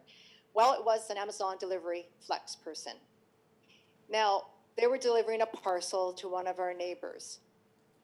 When we have this operation in our neighborhood and they're looking at their navigation apps that we now have with Waze and Google Maps, and the backup is on Cornwall or the highway is shut down, what is those navigation devices going to tell them to do? It's going to skirt them through our neighborhood. Our neighborhoods where our children walk to school, where they ride their bikes, where people are out all the time, pedestrians and cyclists. Our kids have the freedom to get on their bikes, meet their friends, and go to the local plaza. And yeah, sometimes hang out at Tim Hortons. This is childhood. This is life. This is why we personally moved to livable Oakville. Do we want to throw this away? Now, I may be speaking from this pocket of Southeast Oakville, but I think all of you who live in Oakville love it as much as I do. Would you want this in your neighborhood? What would you do? What would it take for you to fight against this? You know, we haven't really thought about the magnitude of this because we were under the impression that it was a warehouse. It's not a warehouse. It's not operating like the previous Gillette and UPS were. This is a delivery station. Cars are coming, trucks, vans, and flex cars are coming out 24/7 into our streets, making it unsafe for our pedestrians and our cyclists and the general public. Funny to think that a few years back, 2 blocks west of this Amazon site, there was an opposition to having the bank and coffee shop. It was turned down because of the negative impact in our community. But now this operation seems to fit livable Oakville. I looked for, in my research, a definition of livable Oakville, and I found one from the town's website on land use and designation policies. And it read that A, it does not change the character of the existing and planned streetscape. And I described very well what our streetscape is. B, it will maintain the scale of urban environmental, and C, does not compromise the safe and efficient movement of pedestrians and cyclists. So, policies are intended to maintain and protect our existing neighborhoods. So we, the residents, are reaching out to you, council, to protect us, to preserve our livable Oakville, and agree that the Cornwall location is not right for Oakville. It's way too close to our community. Other members of the community that I've spoken with all have examples and ideas of where it would be better located. We're not against Amazon. We use Amazon, but it's not a right fit for the proximity it is to our community, to our residents. The impact would be very negative and very unsafe. I have a couple of anecdotes that posts that some neighbors had written, and time permitting, which I believe there is, I can highlight a few points. One neighbor wrote, regarding the number of vehicles coming and going every day, 24 hours a day, 7 days a week, trucks, vans, flex drivers, unsafe, noisy, and pollution. Unfortunately, what a concern in Ward 3 is not always seen as important by other councillors because it's not an issue that's in your backyard. However, all citizens and town councillors and our mayor need to understand that they need to put themselves in our shoes. With the huge increase in online shopping that we've all participated in, it's only a matter of time before this is coming to your community. Town councilors, all of Oakville needs to stand up, and we need to update their zoning regulations. Do not define Amazon's kind of business model. The town should have never approved this designation, and they need to fix the problem. And she also wrote, "United we stand, divided we fall." You can hear the passion in that. And lastly, another person wrote, "I've been reading and absorbing and reflecting on the discussion surrounding the proposed Amazon site. And I am pleased with my local representatives' response to this topic. However, I felt I'd like to add my thoughts to the conversation. In 2010, my family and I moved to Oakville from Surrey, British Columbia. This was not our first cross-country move. I knew that vetting a suitable community was my responsibility. During the process, I spoke with the school principals, town officers, and the police regarding all aspects of a livable community. I recall speaking with the town of Oakville regarding our possible property purchase as the home backed onto Ford Drive just south of Constance. I was assured that this road would be a quiet thoroughfare for local traffic and was monitored for the same. During the past 10 years, I have to say that road remains mostly quiet. However, drivers with target vehicles do use it as a quick bypass, displaying a blatant disregard for the signage advertising against this. In light of such disregard, how does the town of Oakville propose to keep the Amazon delivery trucks off the lower part of Ford Drive? The delivery trucks and vans such will not be limited by the current signage restrictions, sound barriers, and trees near this warehouse, nor will they address these concerns. I'm convinced that a large company cares little about our property and our values and quality of life. The concerns for this mammoth cooperation is the final mile, as that is the most expensive piece of their distribution network. I thank all of you for keeping the needs of your constituents upmost in the decision making. And I thank you for your time and my network of neighbors who seek to maintain this livable Oakville. I trust that a sound resolution will be forthcoming. So in closing, I'd like to remember why perhaps you chose to live here. And I also want to quote something I found on the Livable Oakville's website. It said, "The key to Oakville's success is maintaining a small town sense of community." Thank you. Thank you very much, Ms. Dumas, for your information. Councillor Grant has a question for you, and so has Councillor Sanju. Thank you, through Mr. Mayor. About midway through your speech, you had mentioned that you and your neighbors, or you and yours, had noted that there are better neighborhoods for Amazon to work within. I was just wondering, as an example, what were those neighborhoods you thought would be a better location for an Amazon warehouse? They weren't neighborhoods, they were areas. And I'm sure we could definitely pull together if you're looking for suggestions for Amazon, or because I'm new here, they had said there's a park, an area further down on Spears. That's a big open area that's not close to any residents. And everyone seems to mention different areas that I'm personally not familiar with because, as I said, I moved here in the fall of last year. But I'm sure we'd have lots of suggestions for that. Thank you, Councillor. And Ms. Dumas, so that you aren't feeling at a loss because you're new here, an earlier delegation did suggest that one of our big industrial park areas would be a better fit. So I think that will assist you in your answer to Councillor Grant. Councillor Sanju. Yeah, thank you. Councillor Grant actually asked the same question that I was going to ask. Thank you. Yeah. Yeah. All right, well, And I think, we can brainstorm that.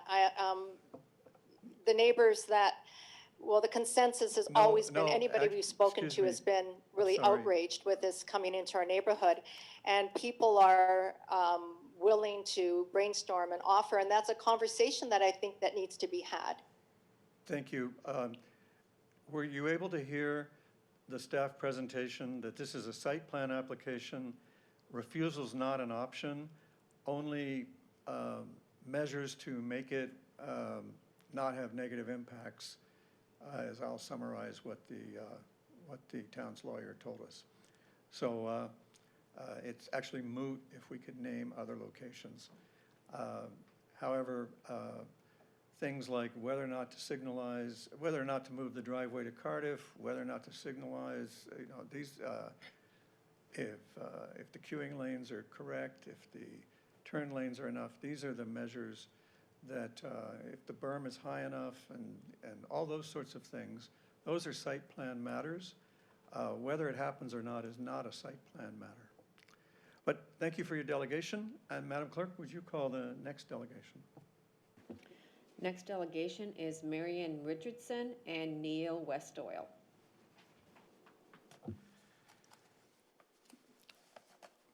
Ms. Richardson and Mr. Westall, Council looks forward, welcome. Council looks forward to your information. The screen keeps flicking like there's a presentation being looked for, but anyway, as soon as we see you, we'll have your presentation.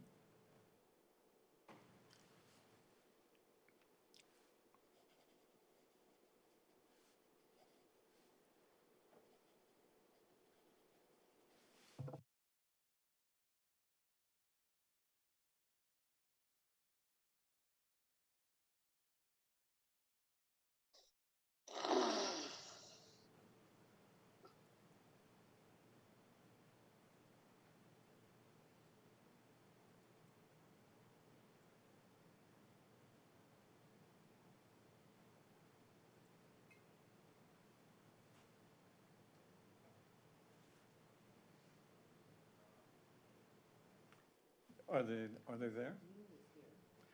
Mr. Westall, can you, I think I hear you. Thank you. Yes, I am here, but I can't see Marion yet. Can you hear me now? Yep. We hear you now. Welcome. Okay. You sent me an unmute button, so I'll start again. Well, I can tell you that mute button has bedeviled many a person before you, including us, so don't you feel bad about it. We're ready to hear you. Please begin. Thank you.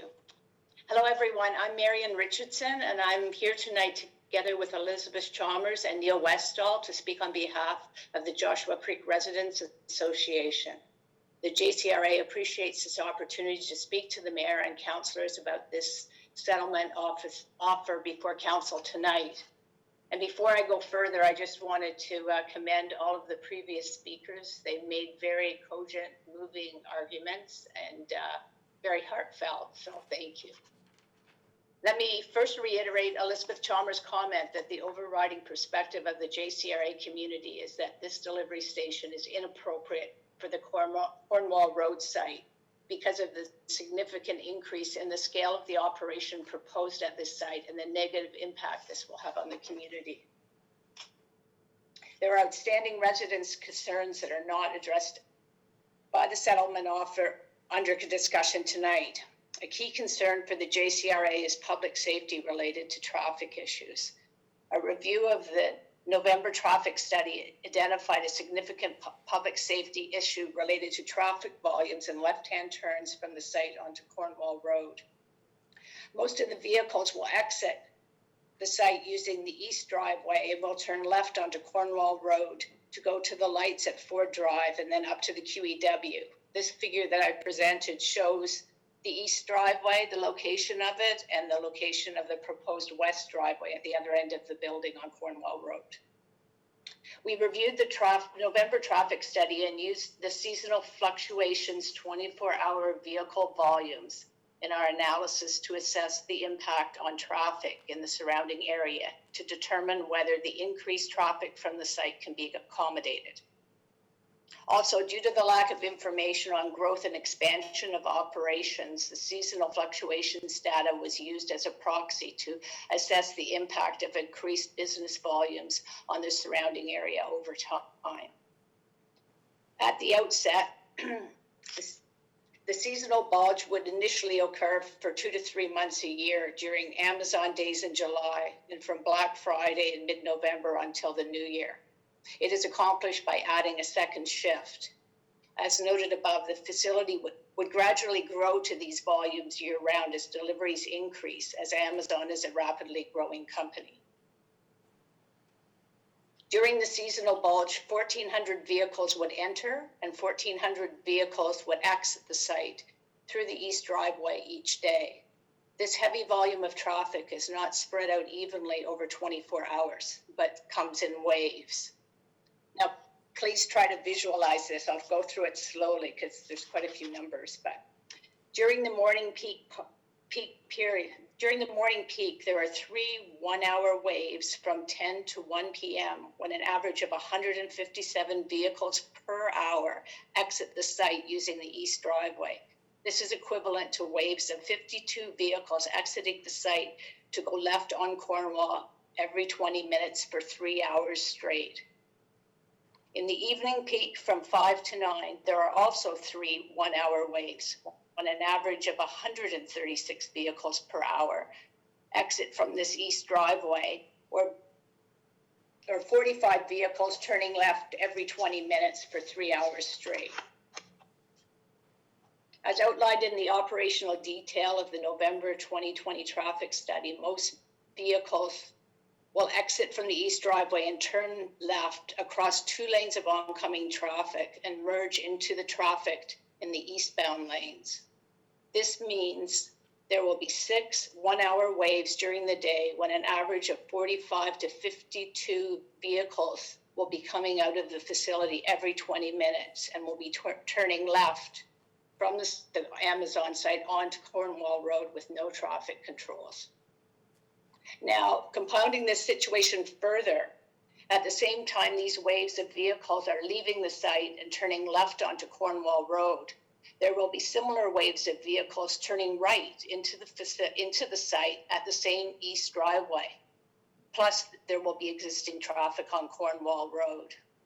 This is a dangerous traffic situation with no traffic control signals to manage the flow and the volume of traffic and ultimately public safety.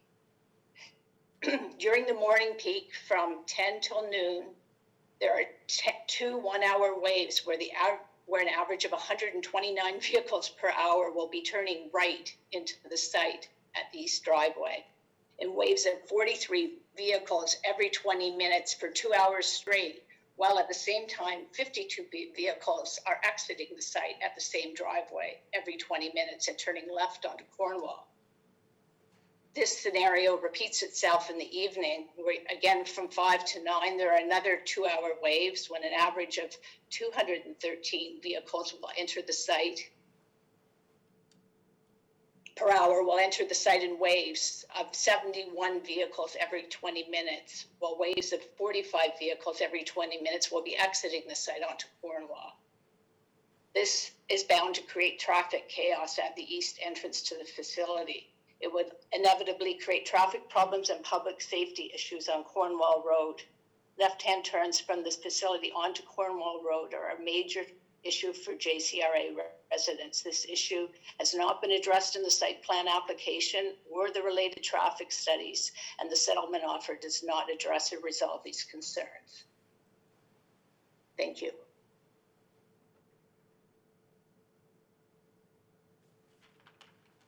Neil, you just need to unmute, and then we'll hear you.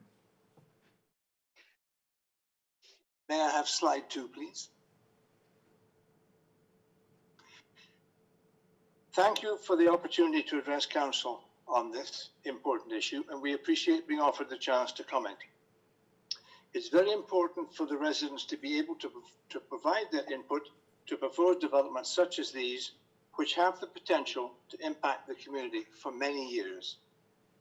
Our prime concern with the delivery station at 2175 Cornwall Road is that its operation will present challenges and threats to public safety. The previous delegation has noted the flood of vehicles expected to emerge from the facility at full operation, and we believe that critical issues regarding public safety have not been addressed in any of the reports or presentations made by or on behalf of the proponents. Specifically, as you have heard, a large proportion of the vehicle traffic exiting the facility will be turning left or east to travel towards the Cornwall Road Ford Drive intersection. These vehicles, including diesel delivery vans, diesel transport trucks, and personal cars, will be expected to cross in an uncontrolled fashion 2 active lanes of westbound traffic and merge with 2 active lanes of eastbound traffic. Given the volumes of vehicles involved and their high intensity at several times of the day, this seems to us to be a very risky and substantial threat to public safety. We cannot understand why this issue has been essentially ignored to date. The JCR reviewed the situation and, as shown on figure 2 attached to the submission, is proposing a concept which would involve an additional 3rd exit from the facility at Cardiff Road, an existing signalled intersection. Left filter arrows would be included at the redesigned intersection in all directions to ensure safety of traffic emerging from the facility, the community south of Cornwall, and the safe re-entry of vehicles returning to the facility from the west on Cornwall.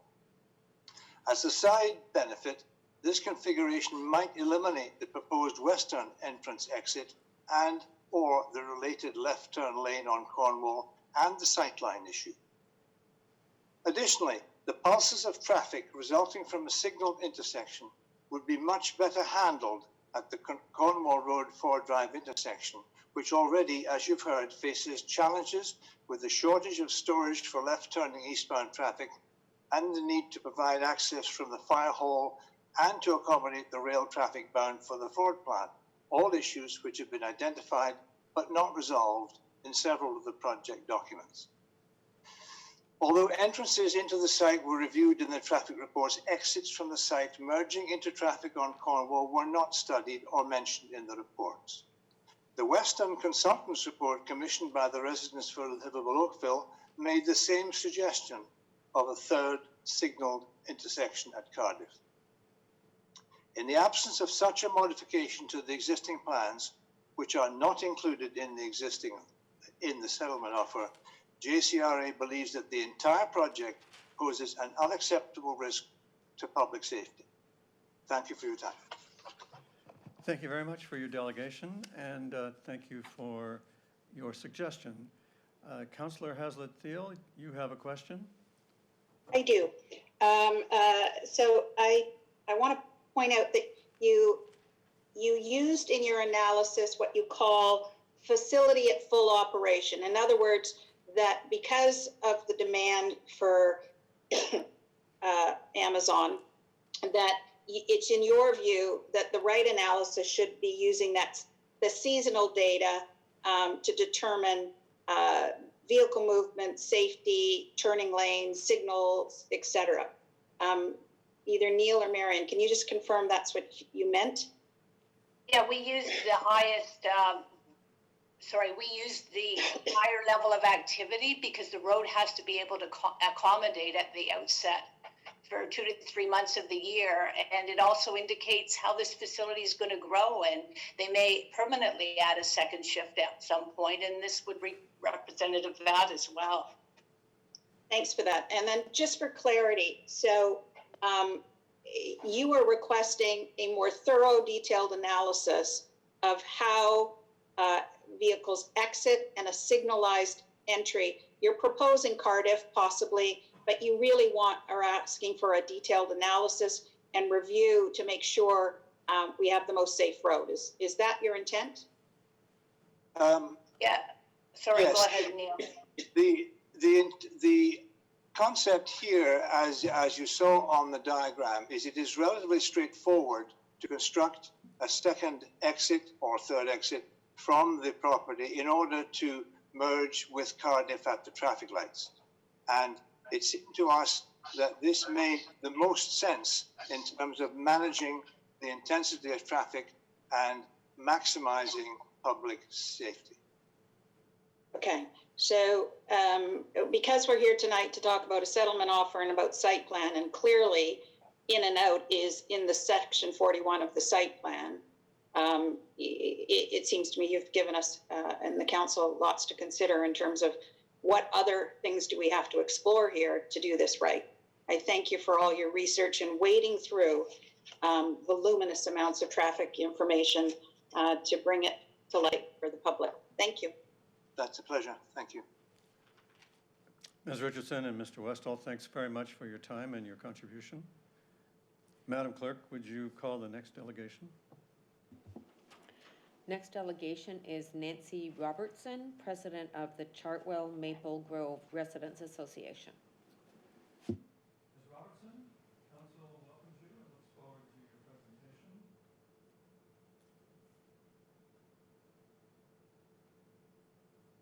There she is. Hello, welcome. Mayor Burton and members of council. My name is Nancy Robertson. I am president of the Chartwell Maple Grove Residents Association, and I'm here delegating on behalf of CMGRA's residents. It's nice to see you all again this week. We've been following the activity regarding the arrival of an Amazon distribution center on Cornwall Road, but have not weighed in until now. In light of this special meeting regarding H&R REIT's application and subsequent offer, we wish to comment and appreciate the opportunity to do so. CMGRA is not opposed to development on the site or its use by Amazon, the new tenant, but it must be under the current zoning regulations. We have no issue with any tenant as long as there is no change required to any existing regulations for the property. We support and will always support the current official plan and zoning. We certainly agree with everyone that what is planned is a distribution center and not a traditional warehouse. We also have concerns with the traffic that is expected to be generated by the new tenant and wonder if this is the appropriate location for a busy distribution center. We have read the proposed traffic controls. Will they be enough? There's a serious increase in the volume of traffic expected. We have concerns about this new level of traffic and the ability of Cornwall Road to continue as a safe road to travel on. Will the proposed traffic controls be enough to keep pedestrians, cyclists, and motorists safe? Given the proximity of this proposed distribution center to a residential neighborhood and the expected volume of traffic, it is not unreasonable to take extra precautions to assure this before moving forward. This level of care and reasonable duty should prevail no matter where in town Amazon or anyone else might want to situate a distribution center. It is the proximity to residential neighborhoods that is the issue. It would also be negligent of me not to point out that there is the matter of the increased emissions and environmental impact of the increased traffic and the additional paving. Vehicles remain the #1 contributor to greenhouse gas. This is beyond the scope of tonight's discussion, but I appreciate that we believe all levels of government should always consider the effect of any decision with respect to climate change and global warming. We ask that a decision on this offer be delayed until reasonable time has been allowed for a thorough investigation of the traffic controls being suggested can be made. If it is found that pedestrians, cyclists, and motorists will face increased risk, then every effort must be made to mitigate this risk. Thank you for the opportunity to comment. Thank you very much for your comments. There's a question for you from Councillor Giddings. Oh, this is going to be tough. Thank you very much, Ms. Robertson.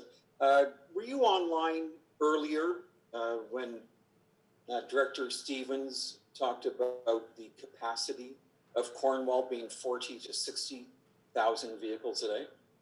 Yes, I was. I've been on all evening. I was surprised that that's the capacity for Cornwall. I can't even imagine that level of traffic on Cornwall Road. For those of us that travel along Cornwall Road and many of the roads in this town, there are concerns at certain times of the day, and already people this evening have pointed out that making left-hand turns onto Ford Drive at certain periods with the fire station and the train tracks and the wide turn that's required by trucks, it makes it already difficult at certain times of the day. So add the traffic for a distribution center in there, and I can only imagine it's going to be an interesting scenario. Thank you for that. And you share the same concern in terms of traffic possibly heading south of Cornwall? Yes. All right.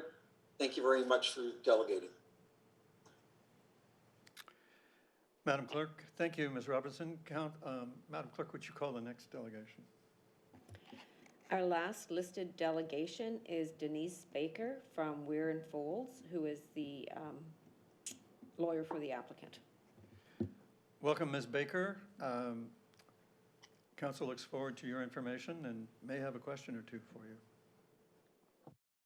Thank you, and it's good to see many of you.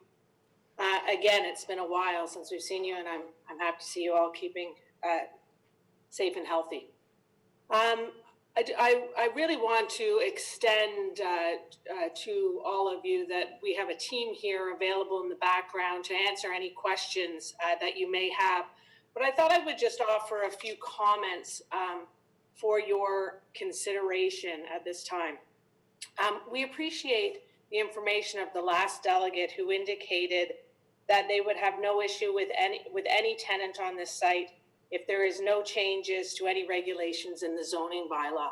And just in the event that there is uncertainty in this regard, we are not seeking any changes to the zoning bylaw. We are in full conformity with the zoning bylaw, which is why we've been permitted to advance this application through site plan review. And there are no variances required as part of this site plan process.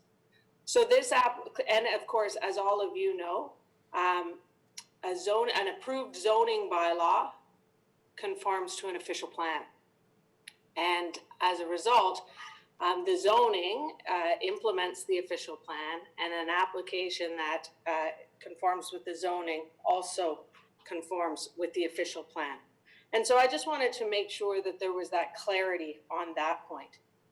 I also look back, I too have lived in this community for an extensive period of time.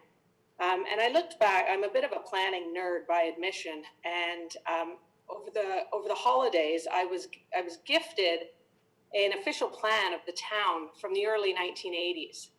And this was at a time where many of our communities that I would call mature were brand new. And it was very interesting to look through some of these documents and some of the mapping and look at this. And this site has always been designated for either industrial or employment uses. And my client looked into that before they purchased this site.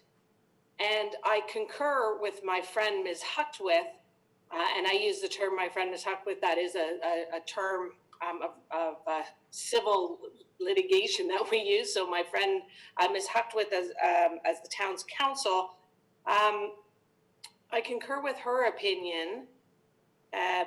Sorry, and I just completely lost my train of thought there. My apologies. I concur with her opinion that what is before you is really not the use, but the finer details of what's happening here. And so I ask you to consider also what Director Stevens has told you, even if you don't want to agree with the traffic study that was put forward on behalf of my client as part of the application, the town did conduct a peer review, and the town's peer review noted the substantial capacity on Cornwall Road and the fact that the two intersections proposed had acceptable levels of service. Those are conclusions that were drawn by the town's expert in traffic.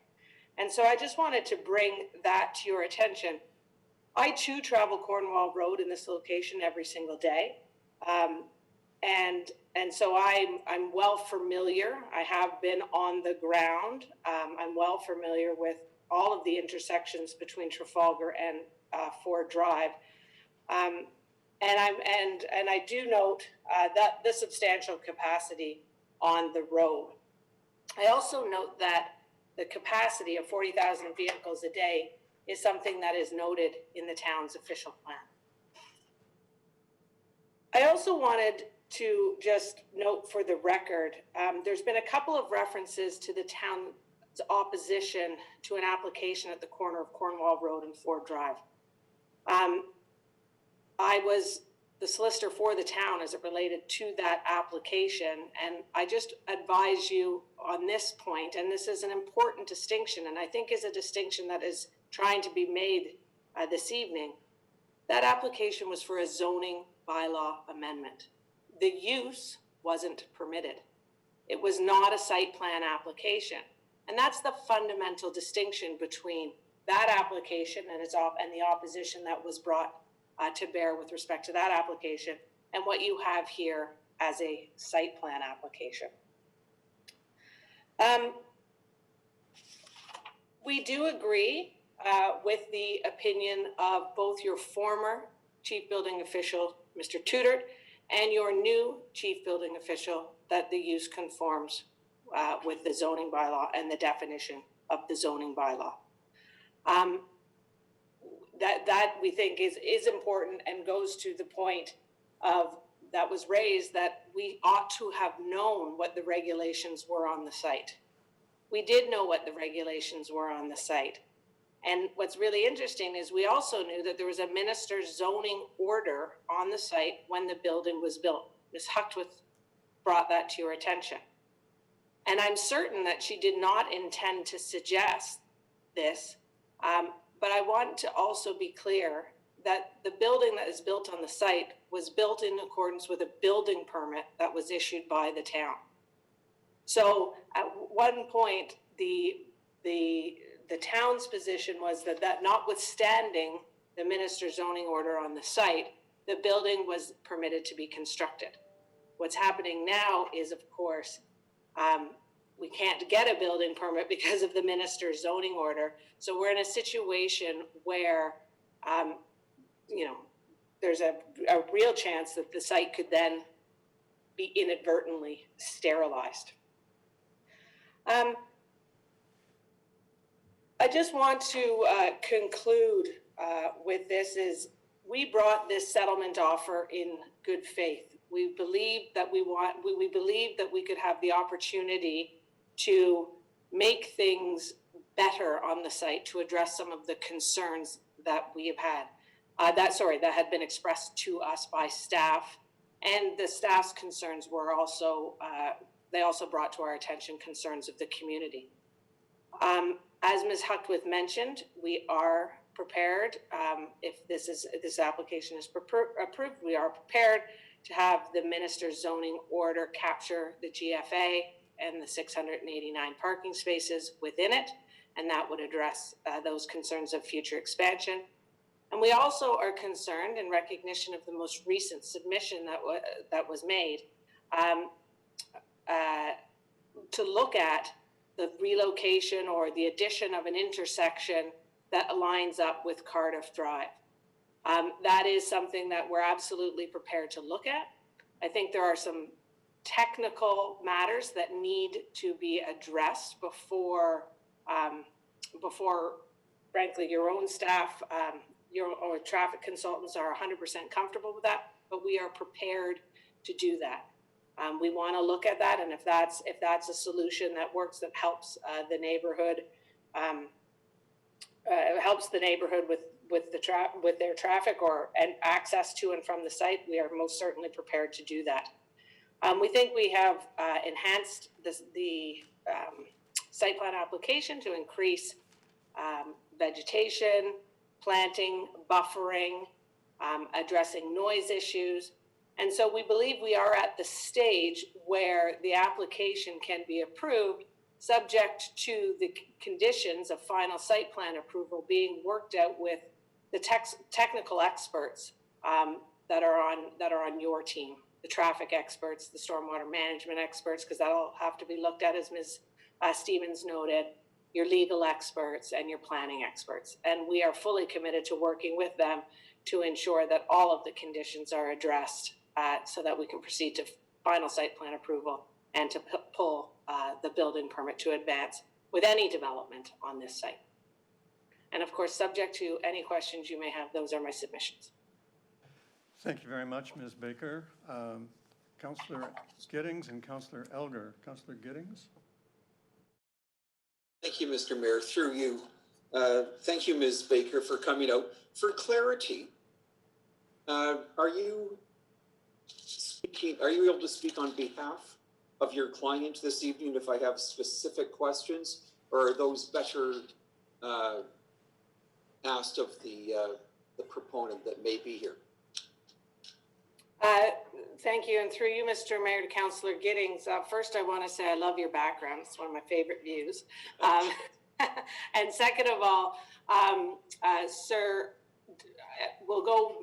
The proponents, representatives of H&R, who are the landlord on this site, are here. And if it's something I can't answer, I will unreservedly punt it over to them for response. All right, thank you. And I'm there right now, actually. I've got a coat on underneath. Yeah. You've answered my question in terms of a number of the residents this morning asked about whether the facility is going to grow. The intent is for it to open at capacity. Is that what you're saying? Well, I don't know the answer to that, so I will forward that on to, if Madam Clerk, if it's possible, sir, through you, Mr. Mayor, is able to allow Mr. David Fair into the meeting. Let's just make sure that we're talking about the same thing. Councillor Giddings is asking, I think, let me check with you, Councillor Giddings. Are you asking if they're committing to leaving the building, not to get any bigger? Were you talking about expanding in the sense of growing the building? Yes, Ms. Baker had said that they would have an undertaking not to increase the building. I was just curious, is that the size? Is that the volume of activity? In terms of what way would it be? Oh, thank you. I can answer that question, actually. So we would be undertaking to include in the minister's zoning order, capture the GFA that the existing building represents. So it's a GFA number that would go in the minister's zoning order. All right, and is it, when it opens, is it at capacity in terms of vehicle movements or in and outs of the facility? And through you, Mr. Mayor, to Councillor Giddings, that particular operational question I will hand over to Mr. Fair, who I see has now joined the meeting. Good evening, everyone. To answer your question with respect to the operational capacity, the design that has been proposed is the extent of the design that is being contemplated at the site. All right, thank you very much. In terms of, there were some comments about oversized parking spaces. Is that the size of the vehicle that's being parked in there, or I'm just curious if you have information on that? Some of the capacity on site is being designed for a commercial sort of mid-size Mercedes type vehicle, cargo van. The Sprinter type of vehicle? It's similar to that design. All right, we've had some questions regarding pollution and particulate matter. I read with interest about the commitment to introduce electric vehicles over the coming months or years, whatever. Is this a site that would lend itself to that, to transition to electric vehicles if it couldn't be opened with electric vehicles?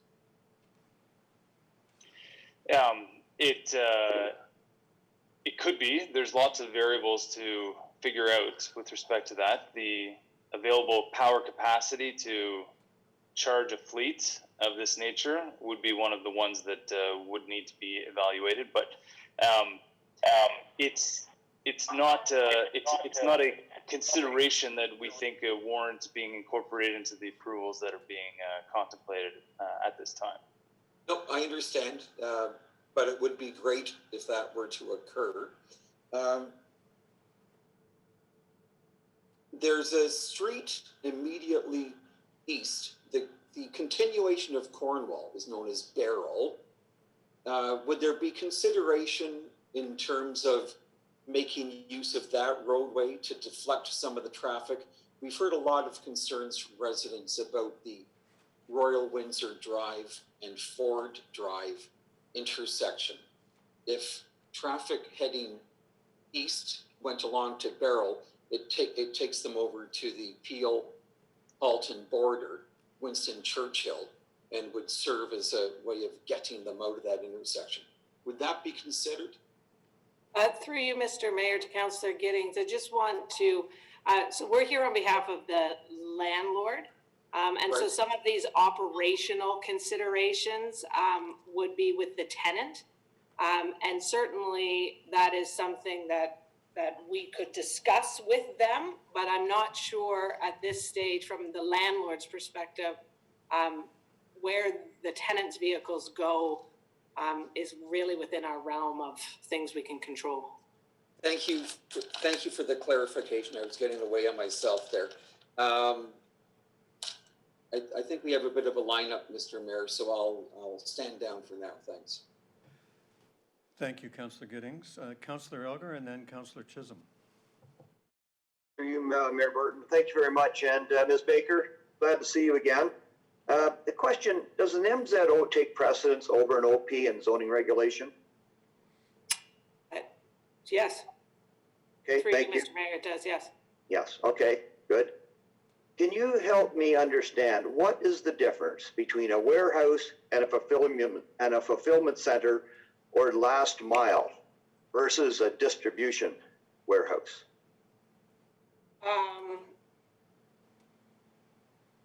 What is the difference between the two of them?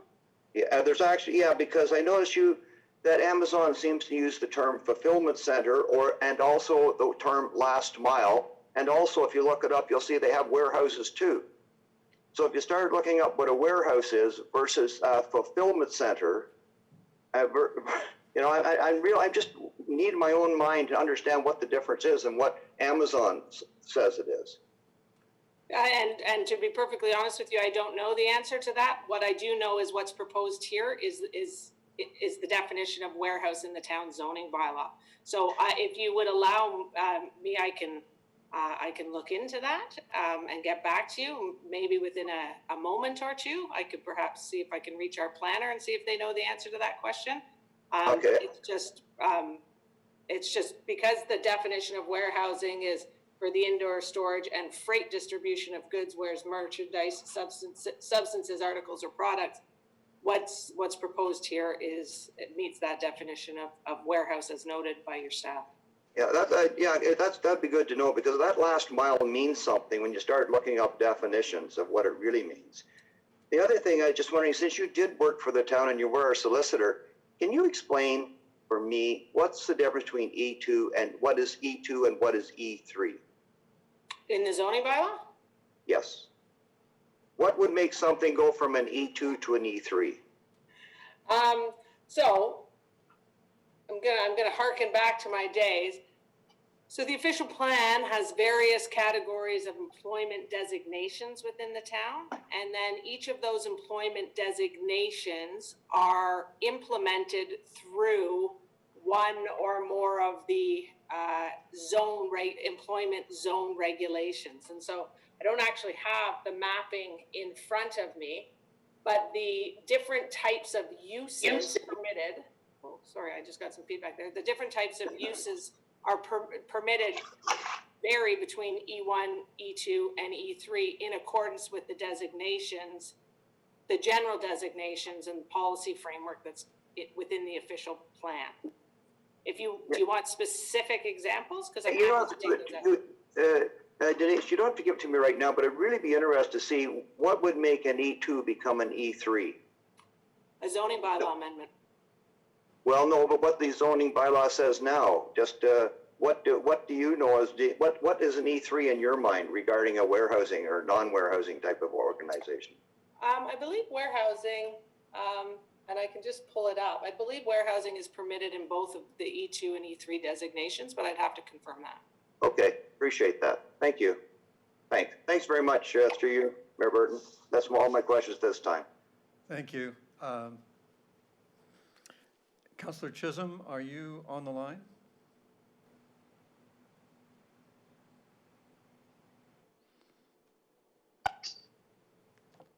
Worship, can you hear me?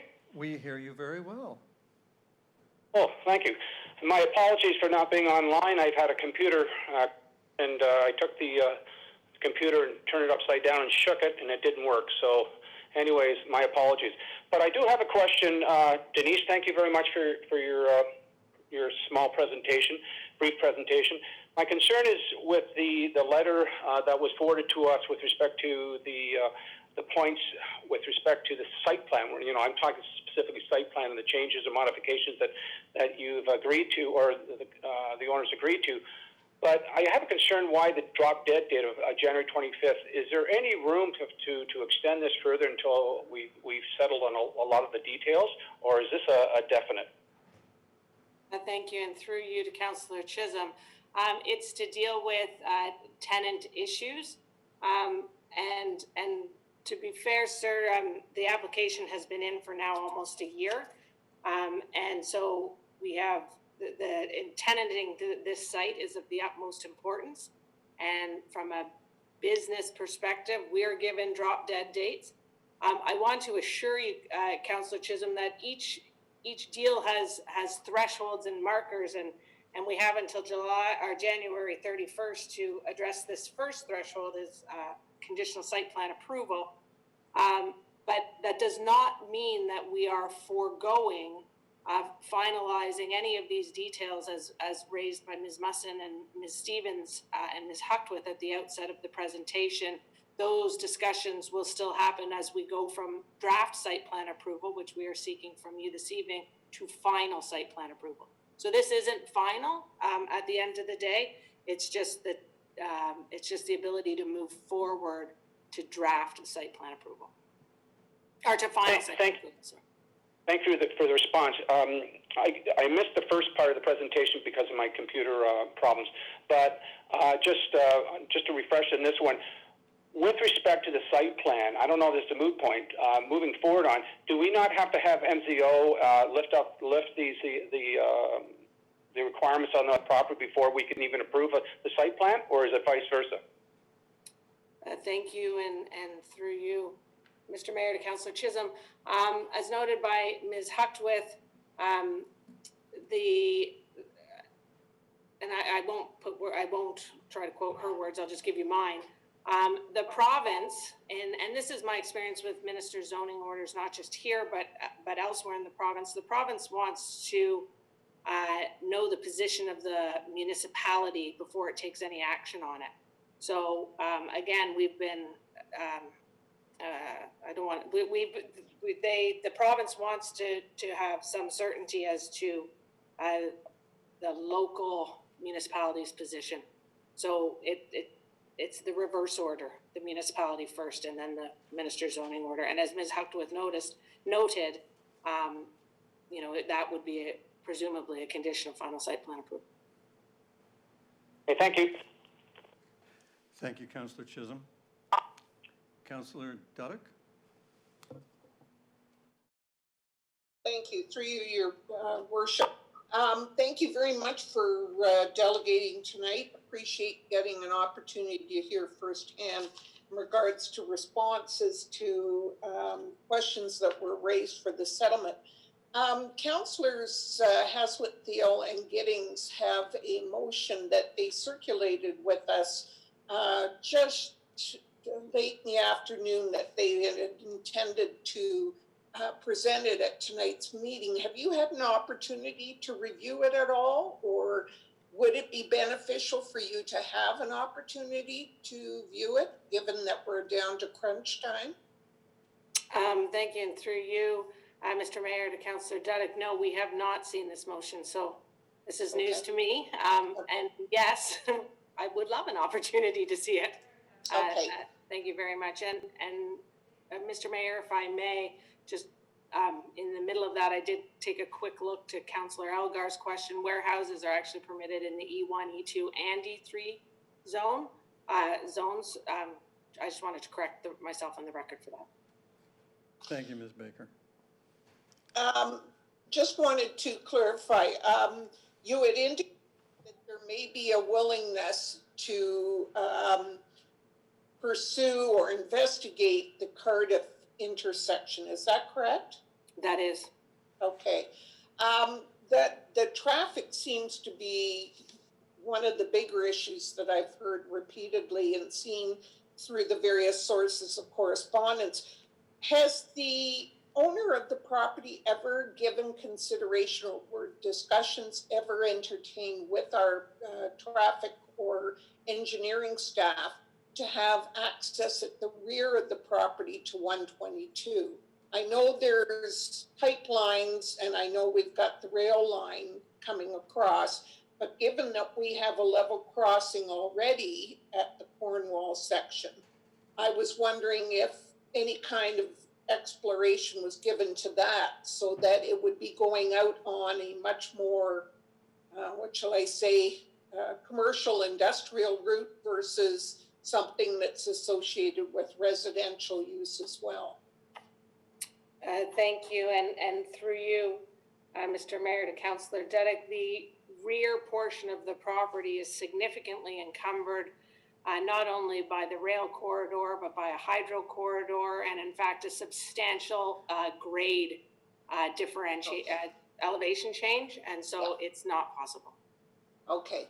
And given that there's also been some suggestions regarding possible, what shall I say, routing on site for the vehicles, similar to what we did at the corner of Kerr and Rebecca for the fire hall and the EMS on Woodside Drive, to prevent backup beepers being an issue, to provide some sort of queuing to have a continuous loop versus having to have backup beepers used predominantly. Now, I get that that's not your client, that's the tenant, but I just wondered if that discussion had ever taken place thus far. Not to my, and again, through you, Mr. Mayor, to Councillor Duddick, not to my knowledge. The challenge lies, however, with the nature of the parking, any parking on the site. You don't have to back up, provided that you always have a pull through, my favorite kind of parking spaces, that you always have a pull through. That unfortunately isn't the situation here. However, to address that concern of those backup beepers that are a safety feature, there's something that are required from a safety perspective. That's where the discussion of the noise wall, and I think we heard the enhanced noise wall as a result of the town's peer review is still would be ongoing as part of final site plan approval. Thank you very much. Thank you, Councillor Duddick. All right, that seems to, Councillor Haslet-Thiel. Thank you, Ms. Baker, for coming out and for the information. I do have a few questions in regards to a couple comments that you've made. And I've gone back as well and looked at a submission that was made in January 20th, 2020. And your client says, refers to the growth plan and acknowledges that the growth plan actually endeavors to minimize parking, and that they in fact are substantially, and I use that word kind of big substantially, not providing that. In fact, they're going to far exceed it, and that's a request. But then it goes on to say, you know, surface parking might not always be such a critical component. And I kind of like to understand what that means, because, you know, you've proposed that you're going to bring the parking down in the settlement offer. I'm reading back into an early justification report, I believe that's what they call them, from your client. And I mean, what do they mean by, you know, surface parking may not be as critical a component? Is that hope that we will have less vans? What does that mean? Excuse me, through you, Mr. Mayor, I'm going to be completely candid with you and tell you that I don't know, but on that was filed before I was retained on this matter. But our planner is with us here today, and I hopefully, if Madam Clerk, if you could let Mr. Benjamin Clare into the meeting, he would be in a position to answer that question for you.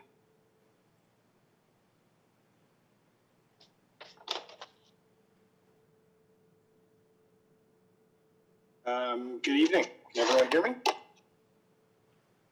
We have you loud and clear, and we see you too. Thank you. Perfect. Thank you very much, Your Worship, and to the councillor for the question. So it's included generally in land use planning policy to comment that surface parking is generally an undesirable part of the urban landscape. It's typically encouraged to be located at the sides or the rear of facilities and almost any land use. I think what I was getting at in the planning justification report, which is written a little over a year ago, was an acknowledgement that surface parking is inherently a part of this proposal. The proposal really is to expand parking, and that is in part unfortunate, given today's kind of acknowledgement that parking and greater use of our roadways is a reality and required, but it's not always desirable. Okay. Thank you. Well, while you're on the line, maybe you'll answer this next part for me. So several people have commented about the fact that the intent in Livable Oakville is that this would be light and service industrial with minimal impact on the surrounding community. Is it your view that all of these vans have minimal impact on the surrounding community after what you've heard and had analyzed? Right. So I think what's important here is at pre-consultation with town staff, part of that process is to determine what land use planning processes are required as part of an application. And there was a discussion at pre-consultation, albeit brief, to confirm really that what's in front of us is a site plan control application. Despite policy and including policy of the official plan and preambles and language within the zoning bylaw, what's critical is that what's proposed complies with the permitted use in the bylaw, which permits warehousing in this instance. And I provide that interpretation. I don't believe that town staff have contested that interpretation. And really, the most important folks here are the chief building officials who have been involved now, who uphold the bylaw and agree that what's proposed is warehousing. And Thank therefore, you. agree it. Thanks. Yeah. So in other words, you don't want to answer the question if it's minimal impact, but thank you for explaining to me the zoning, because I pretty much have had to be schooled in it for 10 months. I'd like to just understand a bit more about, and it is site plan related, the analysis about the internal flow. It seems that the first report that came in was we need an east and a west driveway. And as much as there's been a statement tonight that, we've been at this for a year, there never seems to have been any proposal to explore what the residents have now raised, and Councillor Giddings and others are raising around this signalized entry. So I've heard that you're prepared to entertain it now, but I've also heard a comment that, well, we've been at this for a year. I guess my concern is, why have we not done that analysis already? Mr. Mayor, and through you to Councillor Hassel-Thiel, I'll jump in because it's a traffic question. Mr. Clare's the planner on the file. But I can tell you, we haven't done that now, up until now, because neither the Troun's traffic experts nor our traffic expert actually deemed it to be warranted. So at the end of the day, from a technical perspective, it wasn't deemed to be warranted. We are happy to look at it. It was very recently brought to my attention that this was a very important issue for the neighbors south of Cornwall, and which is why, and being very candid with you, which is why we are happy to look at it now. But that we relied on the experts in the traffic field as to what was warranted or needed. And it does require some looking into, because it will affect things like the landscaping and the stormwater management. And I think when it wasn't deemed to be warranted, those other issues were deemed to, on the balance of priorities to ensure that there was as much landscaping as possible. So thank you for that. And I'm very pleased that you're prepared to look into it. But I don't want the public to misunderstand what the Paradigm Report is reporting. Because in fact, it says additional information related to the development of the study area traffic forecast, as well as a reassessment of sightline requirements for the proposed new access, are required before it can be concluded that the development could be accommodated by the study area road network. It also says above that there are non-compliance with Halton Region's TIS guidelines, that there's a lack of documented observations of traffic operations of field. There's omitted figures. There's inadequate assessment of other elements. It is not saying that we don't have a problem here. And so I really am very concerned that that's very clear to everyone who has to vote tonight and the public. This is not saying we don't have any problems. We do. And it's a bit daunting to me that we have had to request multiple traffic studies. And we have a traffic study now, and maybe you can help me understand this, that didn't even produce an analysis of a 24/7 full seasonal operation, knowing full well you have a tenant who is truly driven to drive their volumes and is in high demand, in fairness. So we didn't, you're asking us to consider an offer and then to allow the experts to do the finer details. Can you understand the frustration of us as councillors and of residents to allow that to happen when the detail is not there? There's no rationale for why that would not have been done. Thank you, and through you, Mr. Mayor, the traffic consultant is with us, so if you'd like to ask him particular questions. In terms of the conclusion as to the capacity on the road and the level of service as it relates to the access intersections, I'm just relying on the information that was provided by Director Stevens at the outset of that meeting, who indicated that was the conclusion of the peer review of the peer review study in that regard. I don't know if there's been further discussions between, and because I've been involved in these, I know that they're often iterative. There's an initial report comes out, there's continued discussion. So I just am relying on the conclusions of Director Stevens in that regard at the outset. I don't think anyone is suggesting, if it provides comfort, that there's still not things to look at.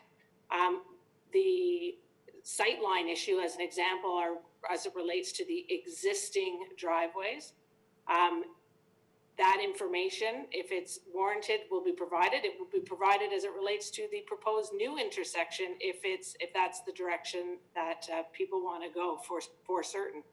But at the end of the day, we are committed to working with your technical team to resolve all of those concerns. It's not just relying on our technical experts if there's frustration in that regard. So I go back to Councillor Chisholm's comments. January 31st. In the spirit of goodwill, in the spirit of we're willing to work with it, in the spirit of understanding the magnitude of some of the issues that are on the table. Is that a firm deadline? That's a firm deadline. Our request is to have draft site plan approval through this meeting with final site plan approval where it works out the details. That is the normal course in the town of Oakville, and we're asking just to take that same approach in this application. Those are my questions, and thanks very much. Thank you, Councillor. Now, I'm going to thank Ms. Baker and her associates for their time, and I'm going to suggest that at this point, Council needs to resolve into a closed meeting session for the purpose of dealing with a matter pertaining to litigation or potential litigation, including matters before administrative tribunals affecting the municipality, and receiving advice that is subject to solicitor-client privilege, including communications necessary for that purpose. With respect to item 1, and I need a mover and seconder. Councillor Knoll and Councillor Adams, thank you. Is there any objection to the motion? Are you objecting, Ms. Haslett-Deal, or did you want to tell me what? I want to just speak to if our Councillor Giddings and our motion that we forwarded can be tabled before we go in camera. No, I don't. I believe that's out of order at this point.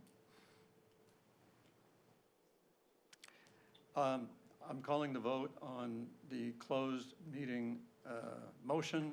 Any objection? Madam Clerk, there is no objection, and the motion carries. Please, Council, take a well, I'll give you a 10-minute break. From experience, I know it's going to take 10 minutes to rig the technology for the appropriate session closed to the public.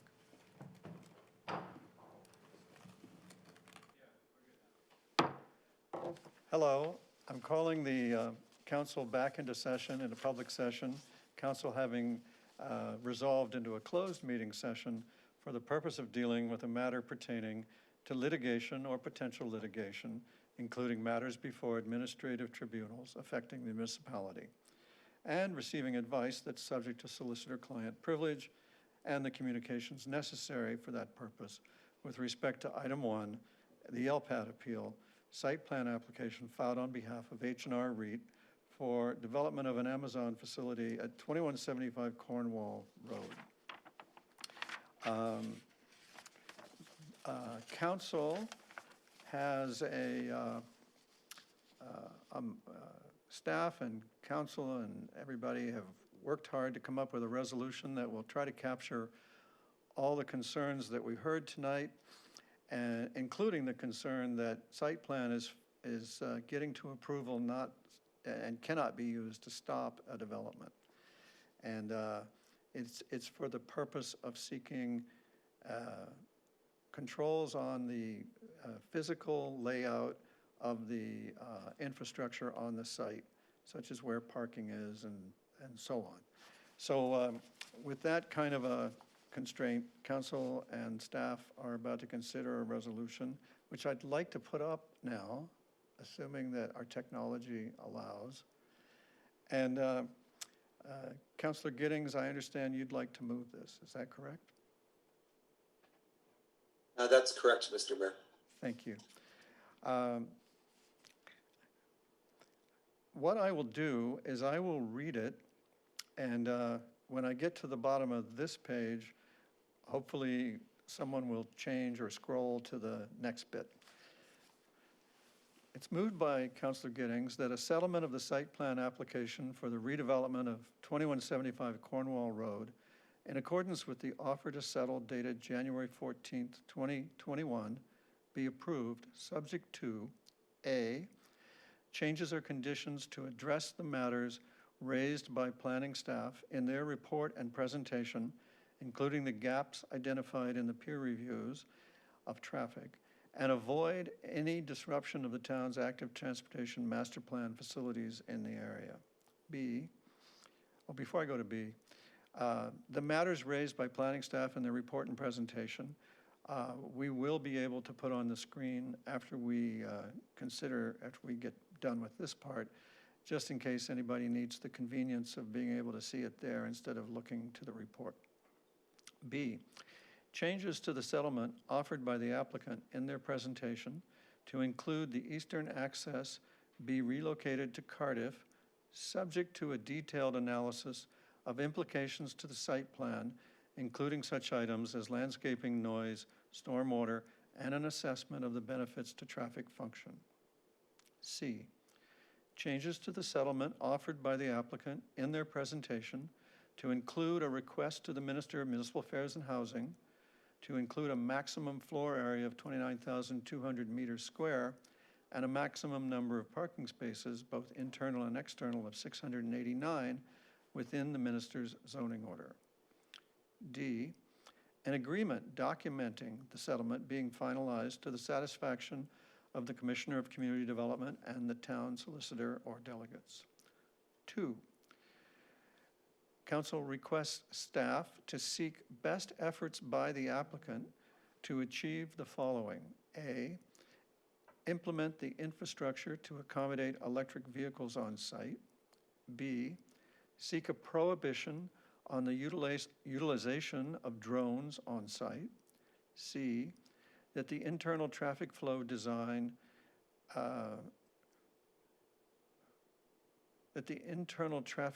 be designed to reduce the need for vehicles reversing, negating the need for backup alarms, which will impact the residential community. D, encourage the tenant to use Barrel Road to access Winston Churchill Boulevard as their northerly route rather than Ford Drive. E, encourage the tenant to avoid increased use of flex drivers as a way of circumventing site limitations.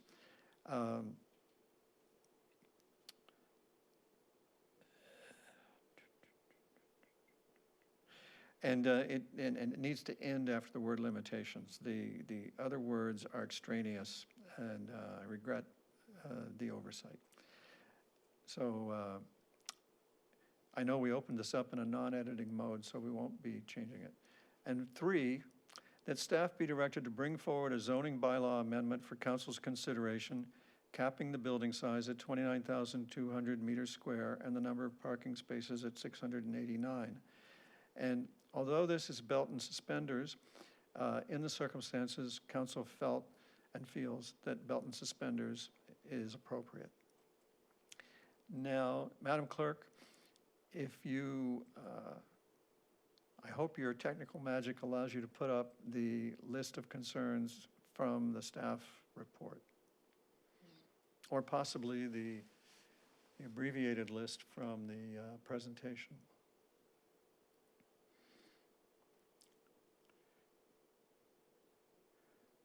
And I would just say, while that's being brought up, that everything in the report and the presentation is included here. So if what we display is less than what is in the totality is what prevails. But here are, no, this is the public comments. We're looking for the staff concerns. That might be this one. So the issues in the report, the staff, so I'm just reprising what the staff told us. Most of the issues raised in the report can be dealt with through conditions of approval or modifications to the plans, and we have the authority to do those things. The following issues were more significant and remain subject to ongoing discussions, and these are the height, extent, landscaping, and design of the noise wall, the final location of turn lanes, and confirmation of tree removal resulting from the final location of the turn lanes. And as you heard, the applicant agreed to these matters. So, Madam Clerk, I think you could take it down. And I would ask Council if anyone wishes to speak, or if you'd like me to call the vote. Councillor Giddings, you have the floor. Thank you, Mr. Mayor. I appreciate the hundreds of emails and phone calls that have been received from members of our community. The time and energies of our community residents associations regarding 2175 Cornwall, as well as the efforts of staff in answering questions received from our community. Councillor Hatslip-Thiel and I have updated residents continually on this issue. The largest frustration that has been faced is trying to explain to residents that we are not able to simply say no to this application. We appreciate our colleagues' support of our request to have this site plan heard before council. We realize that this is not customary. Before us this evening was a site plan application. The proponents, as of right, is able to make use of this site for the purpose proposed.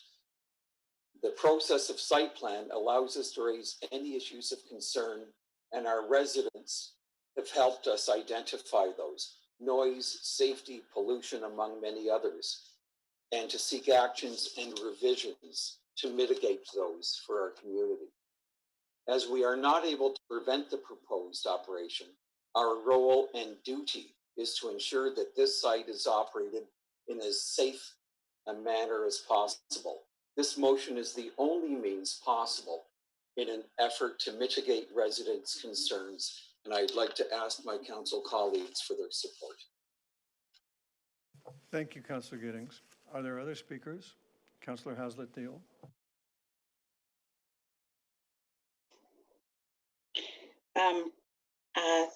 I too want to thank all the residents that have reached out and engaged with us over the last 10 months. As they've heard tonight, we're constrained by the authority of the Chief Building Officer and their decision, and the lack of a decision at this point by the Minister. And we're also have limitations in terms of other elements related to the zoning and official plan definitions. But it's apparent to me, and I think it's apparent to all of council, that you value the neighborhood you chose to raise your families in. And your pursuit of important questions around safety and noise and air pollution have been helpful, because you've seen progress in terms of the iterations on the site plan. And it has kept both Councillor Giddings and I up many a night, knowing that the rules fail to give you the level of protection against the scale and intensity of this application. That is a fact. And I am disappointed that we have a landowner that chose a tenant for a building that will bring that scale and intensity. But that is their right, and that is their business, and we have to work within the legal constraints. I would speak, because I know Amazon is on the line, to say to them that, remember, we are your customer, and that when you speak about being customer-centric, I hope that your drivers and your operation will remember that don't just tell us, show us. Be just that. Be a part, and remember, your customer is this community. And we look forward to having you safely drive in our neighborhood and be a part of Oakville. This is not a rant against Amazon, and it is, I understand you have a business to run, nor against H&R, and I do appreciate that they've come forward with some additional considerations. And I am torn, because voting for this settlement goes against the fact that I believe that it's absolutely in the wrong place. No Amazon delivery station should be in a residential neighborhood. However, this is a settlement that has been worked out that is going to achieve many of your concerns. And I hope that you understand that we have acted in the best interest of all of you. And I thank my council colleagues for the late hour and for their listening and their reading through things. And most of all, I'm appreciative of the community that I live in, that you care, that you research your facts, and that you're prepared to stand your ground. I will be supporting the motion. Thank you, Councillor. Anyone else? Before I call the vote, I would like to thank Councillor Haslett-Deal and Councillor Giddings for taking the initiative to bring this matter to council. There is no doubt whatsoever that what has been achieved by bringing it to council is far greater than what would have happened through normal site plan. So you've done a good thing for our community. I say our community, not only in the larger sense of the town, but also in the sense that the community where this warehouse is, I live there too. So I thank very much you for that initiative. Councillor Duddeck, I'm not having the last word after all, am I? Councillor Duddeck, it's your turn. Sorry, Your Worship. I just wanted to add to that. I jokingly said to Councillor Haslett-Thiel that the strong advocacy that she and Councillor Giddings give to Ward 3 almost makes me want to move back to Ward 3 if it weren't for the fact I love Ward 2. So there you go. Well, I don't know that we want to lose either one of you from council, so let's just stay put where we are, shall we? May I call the vote?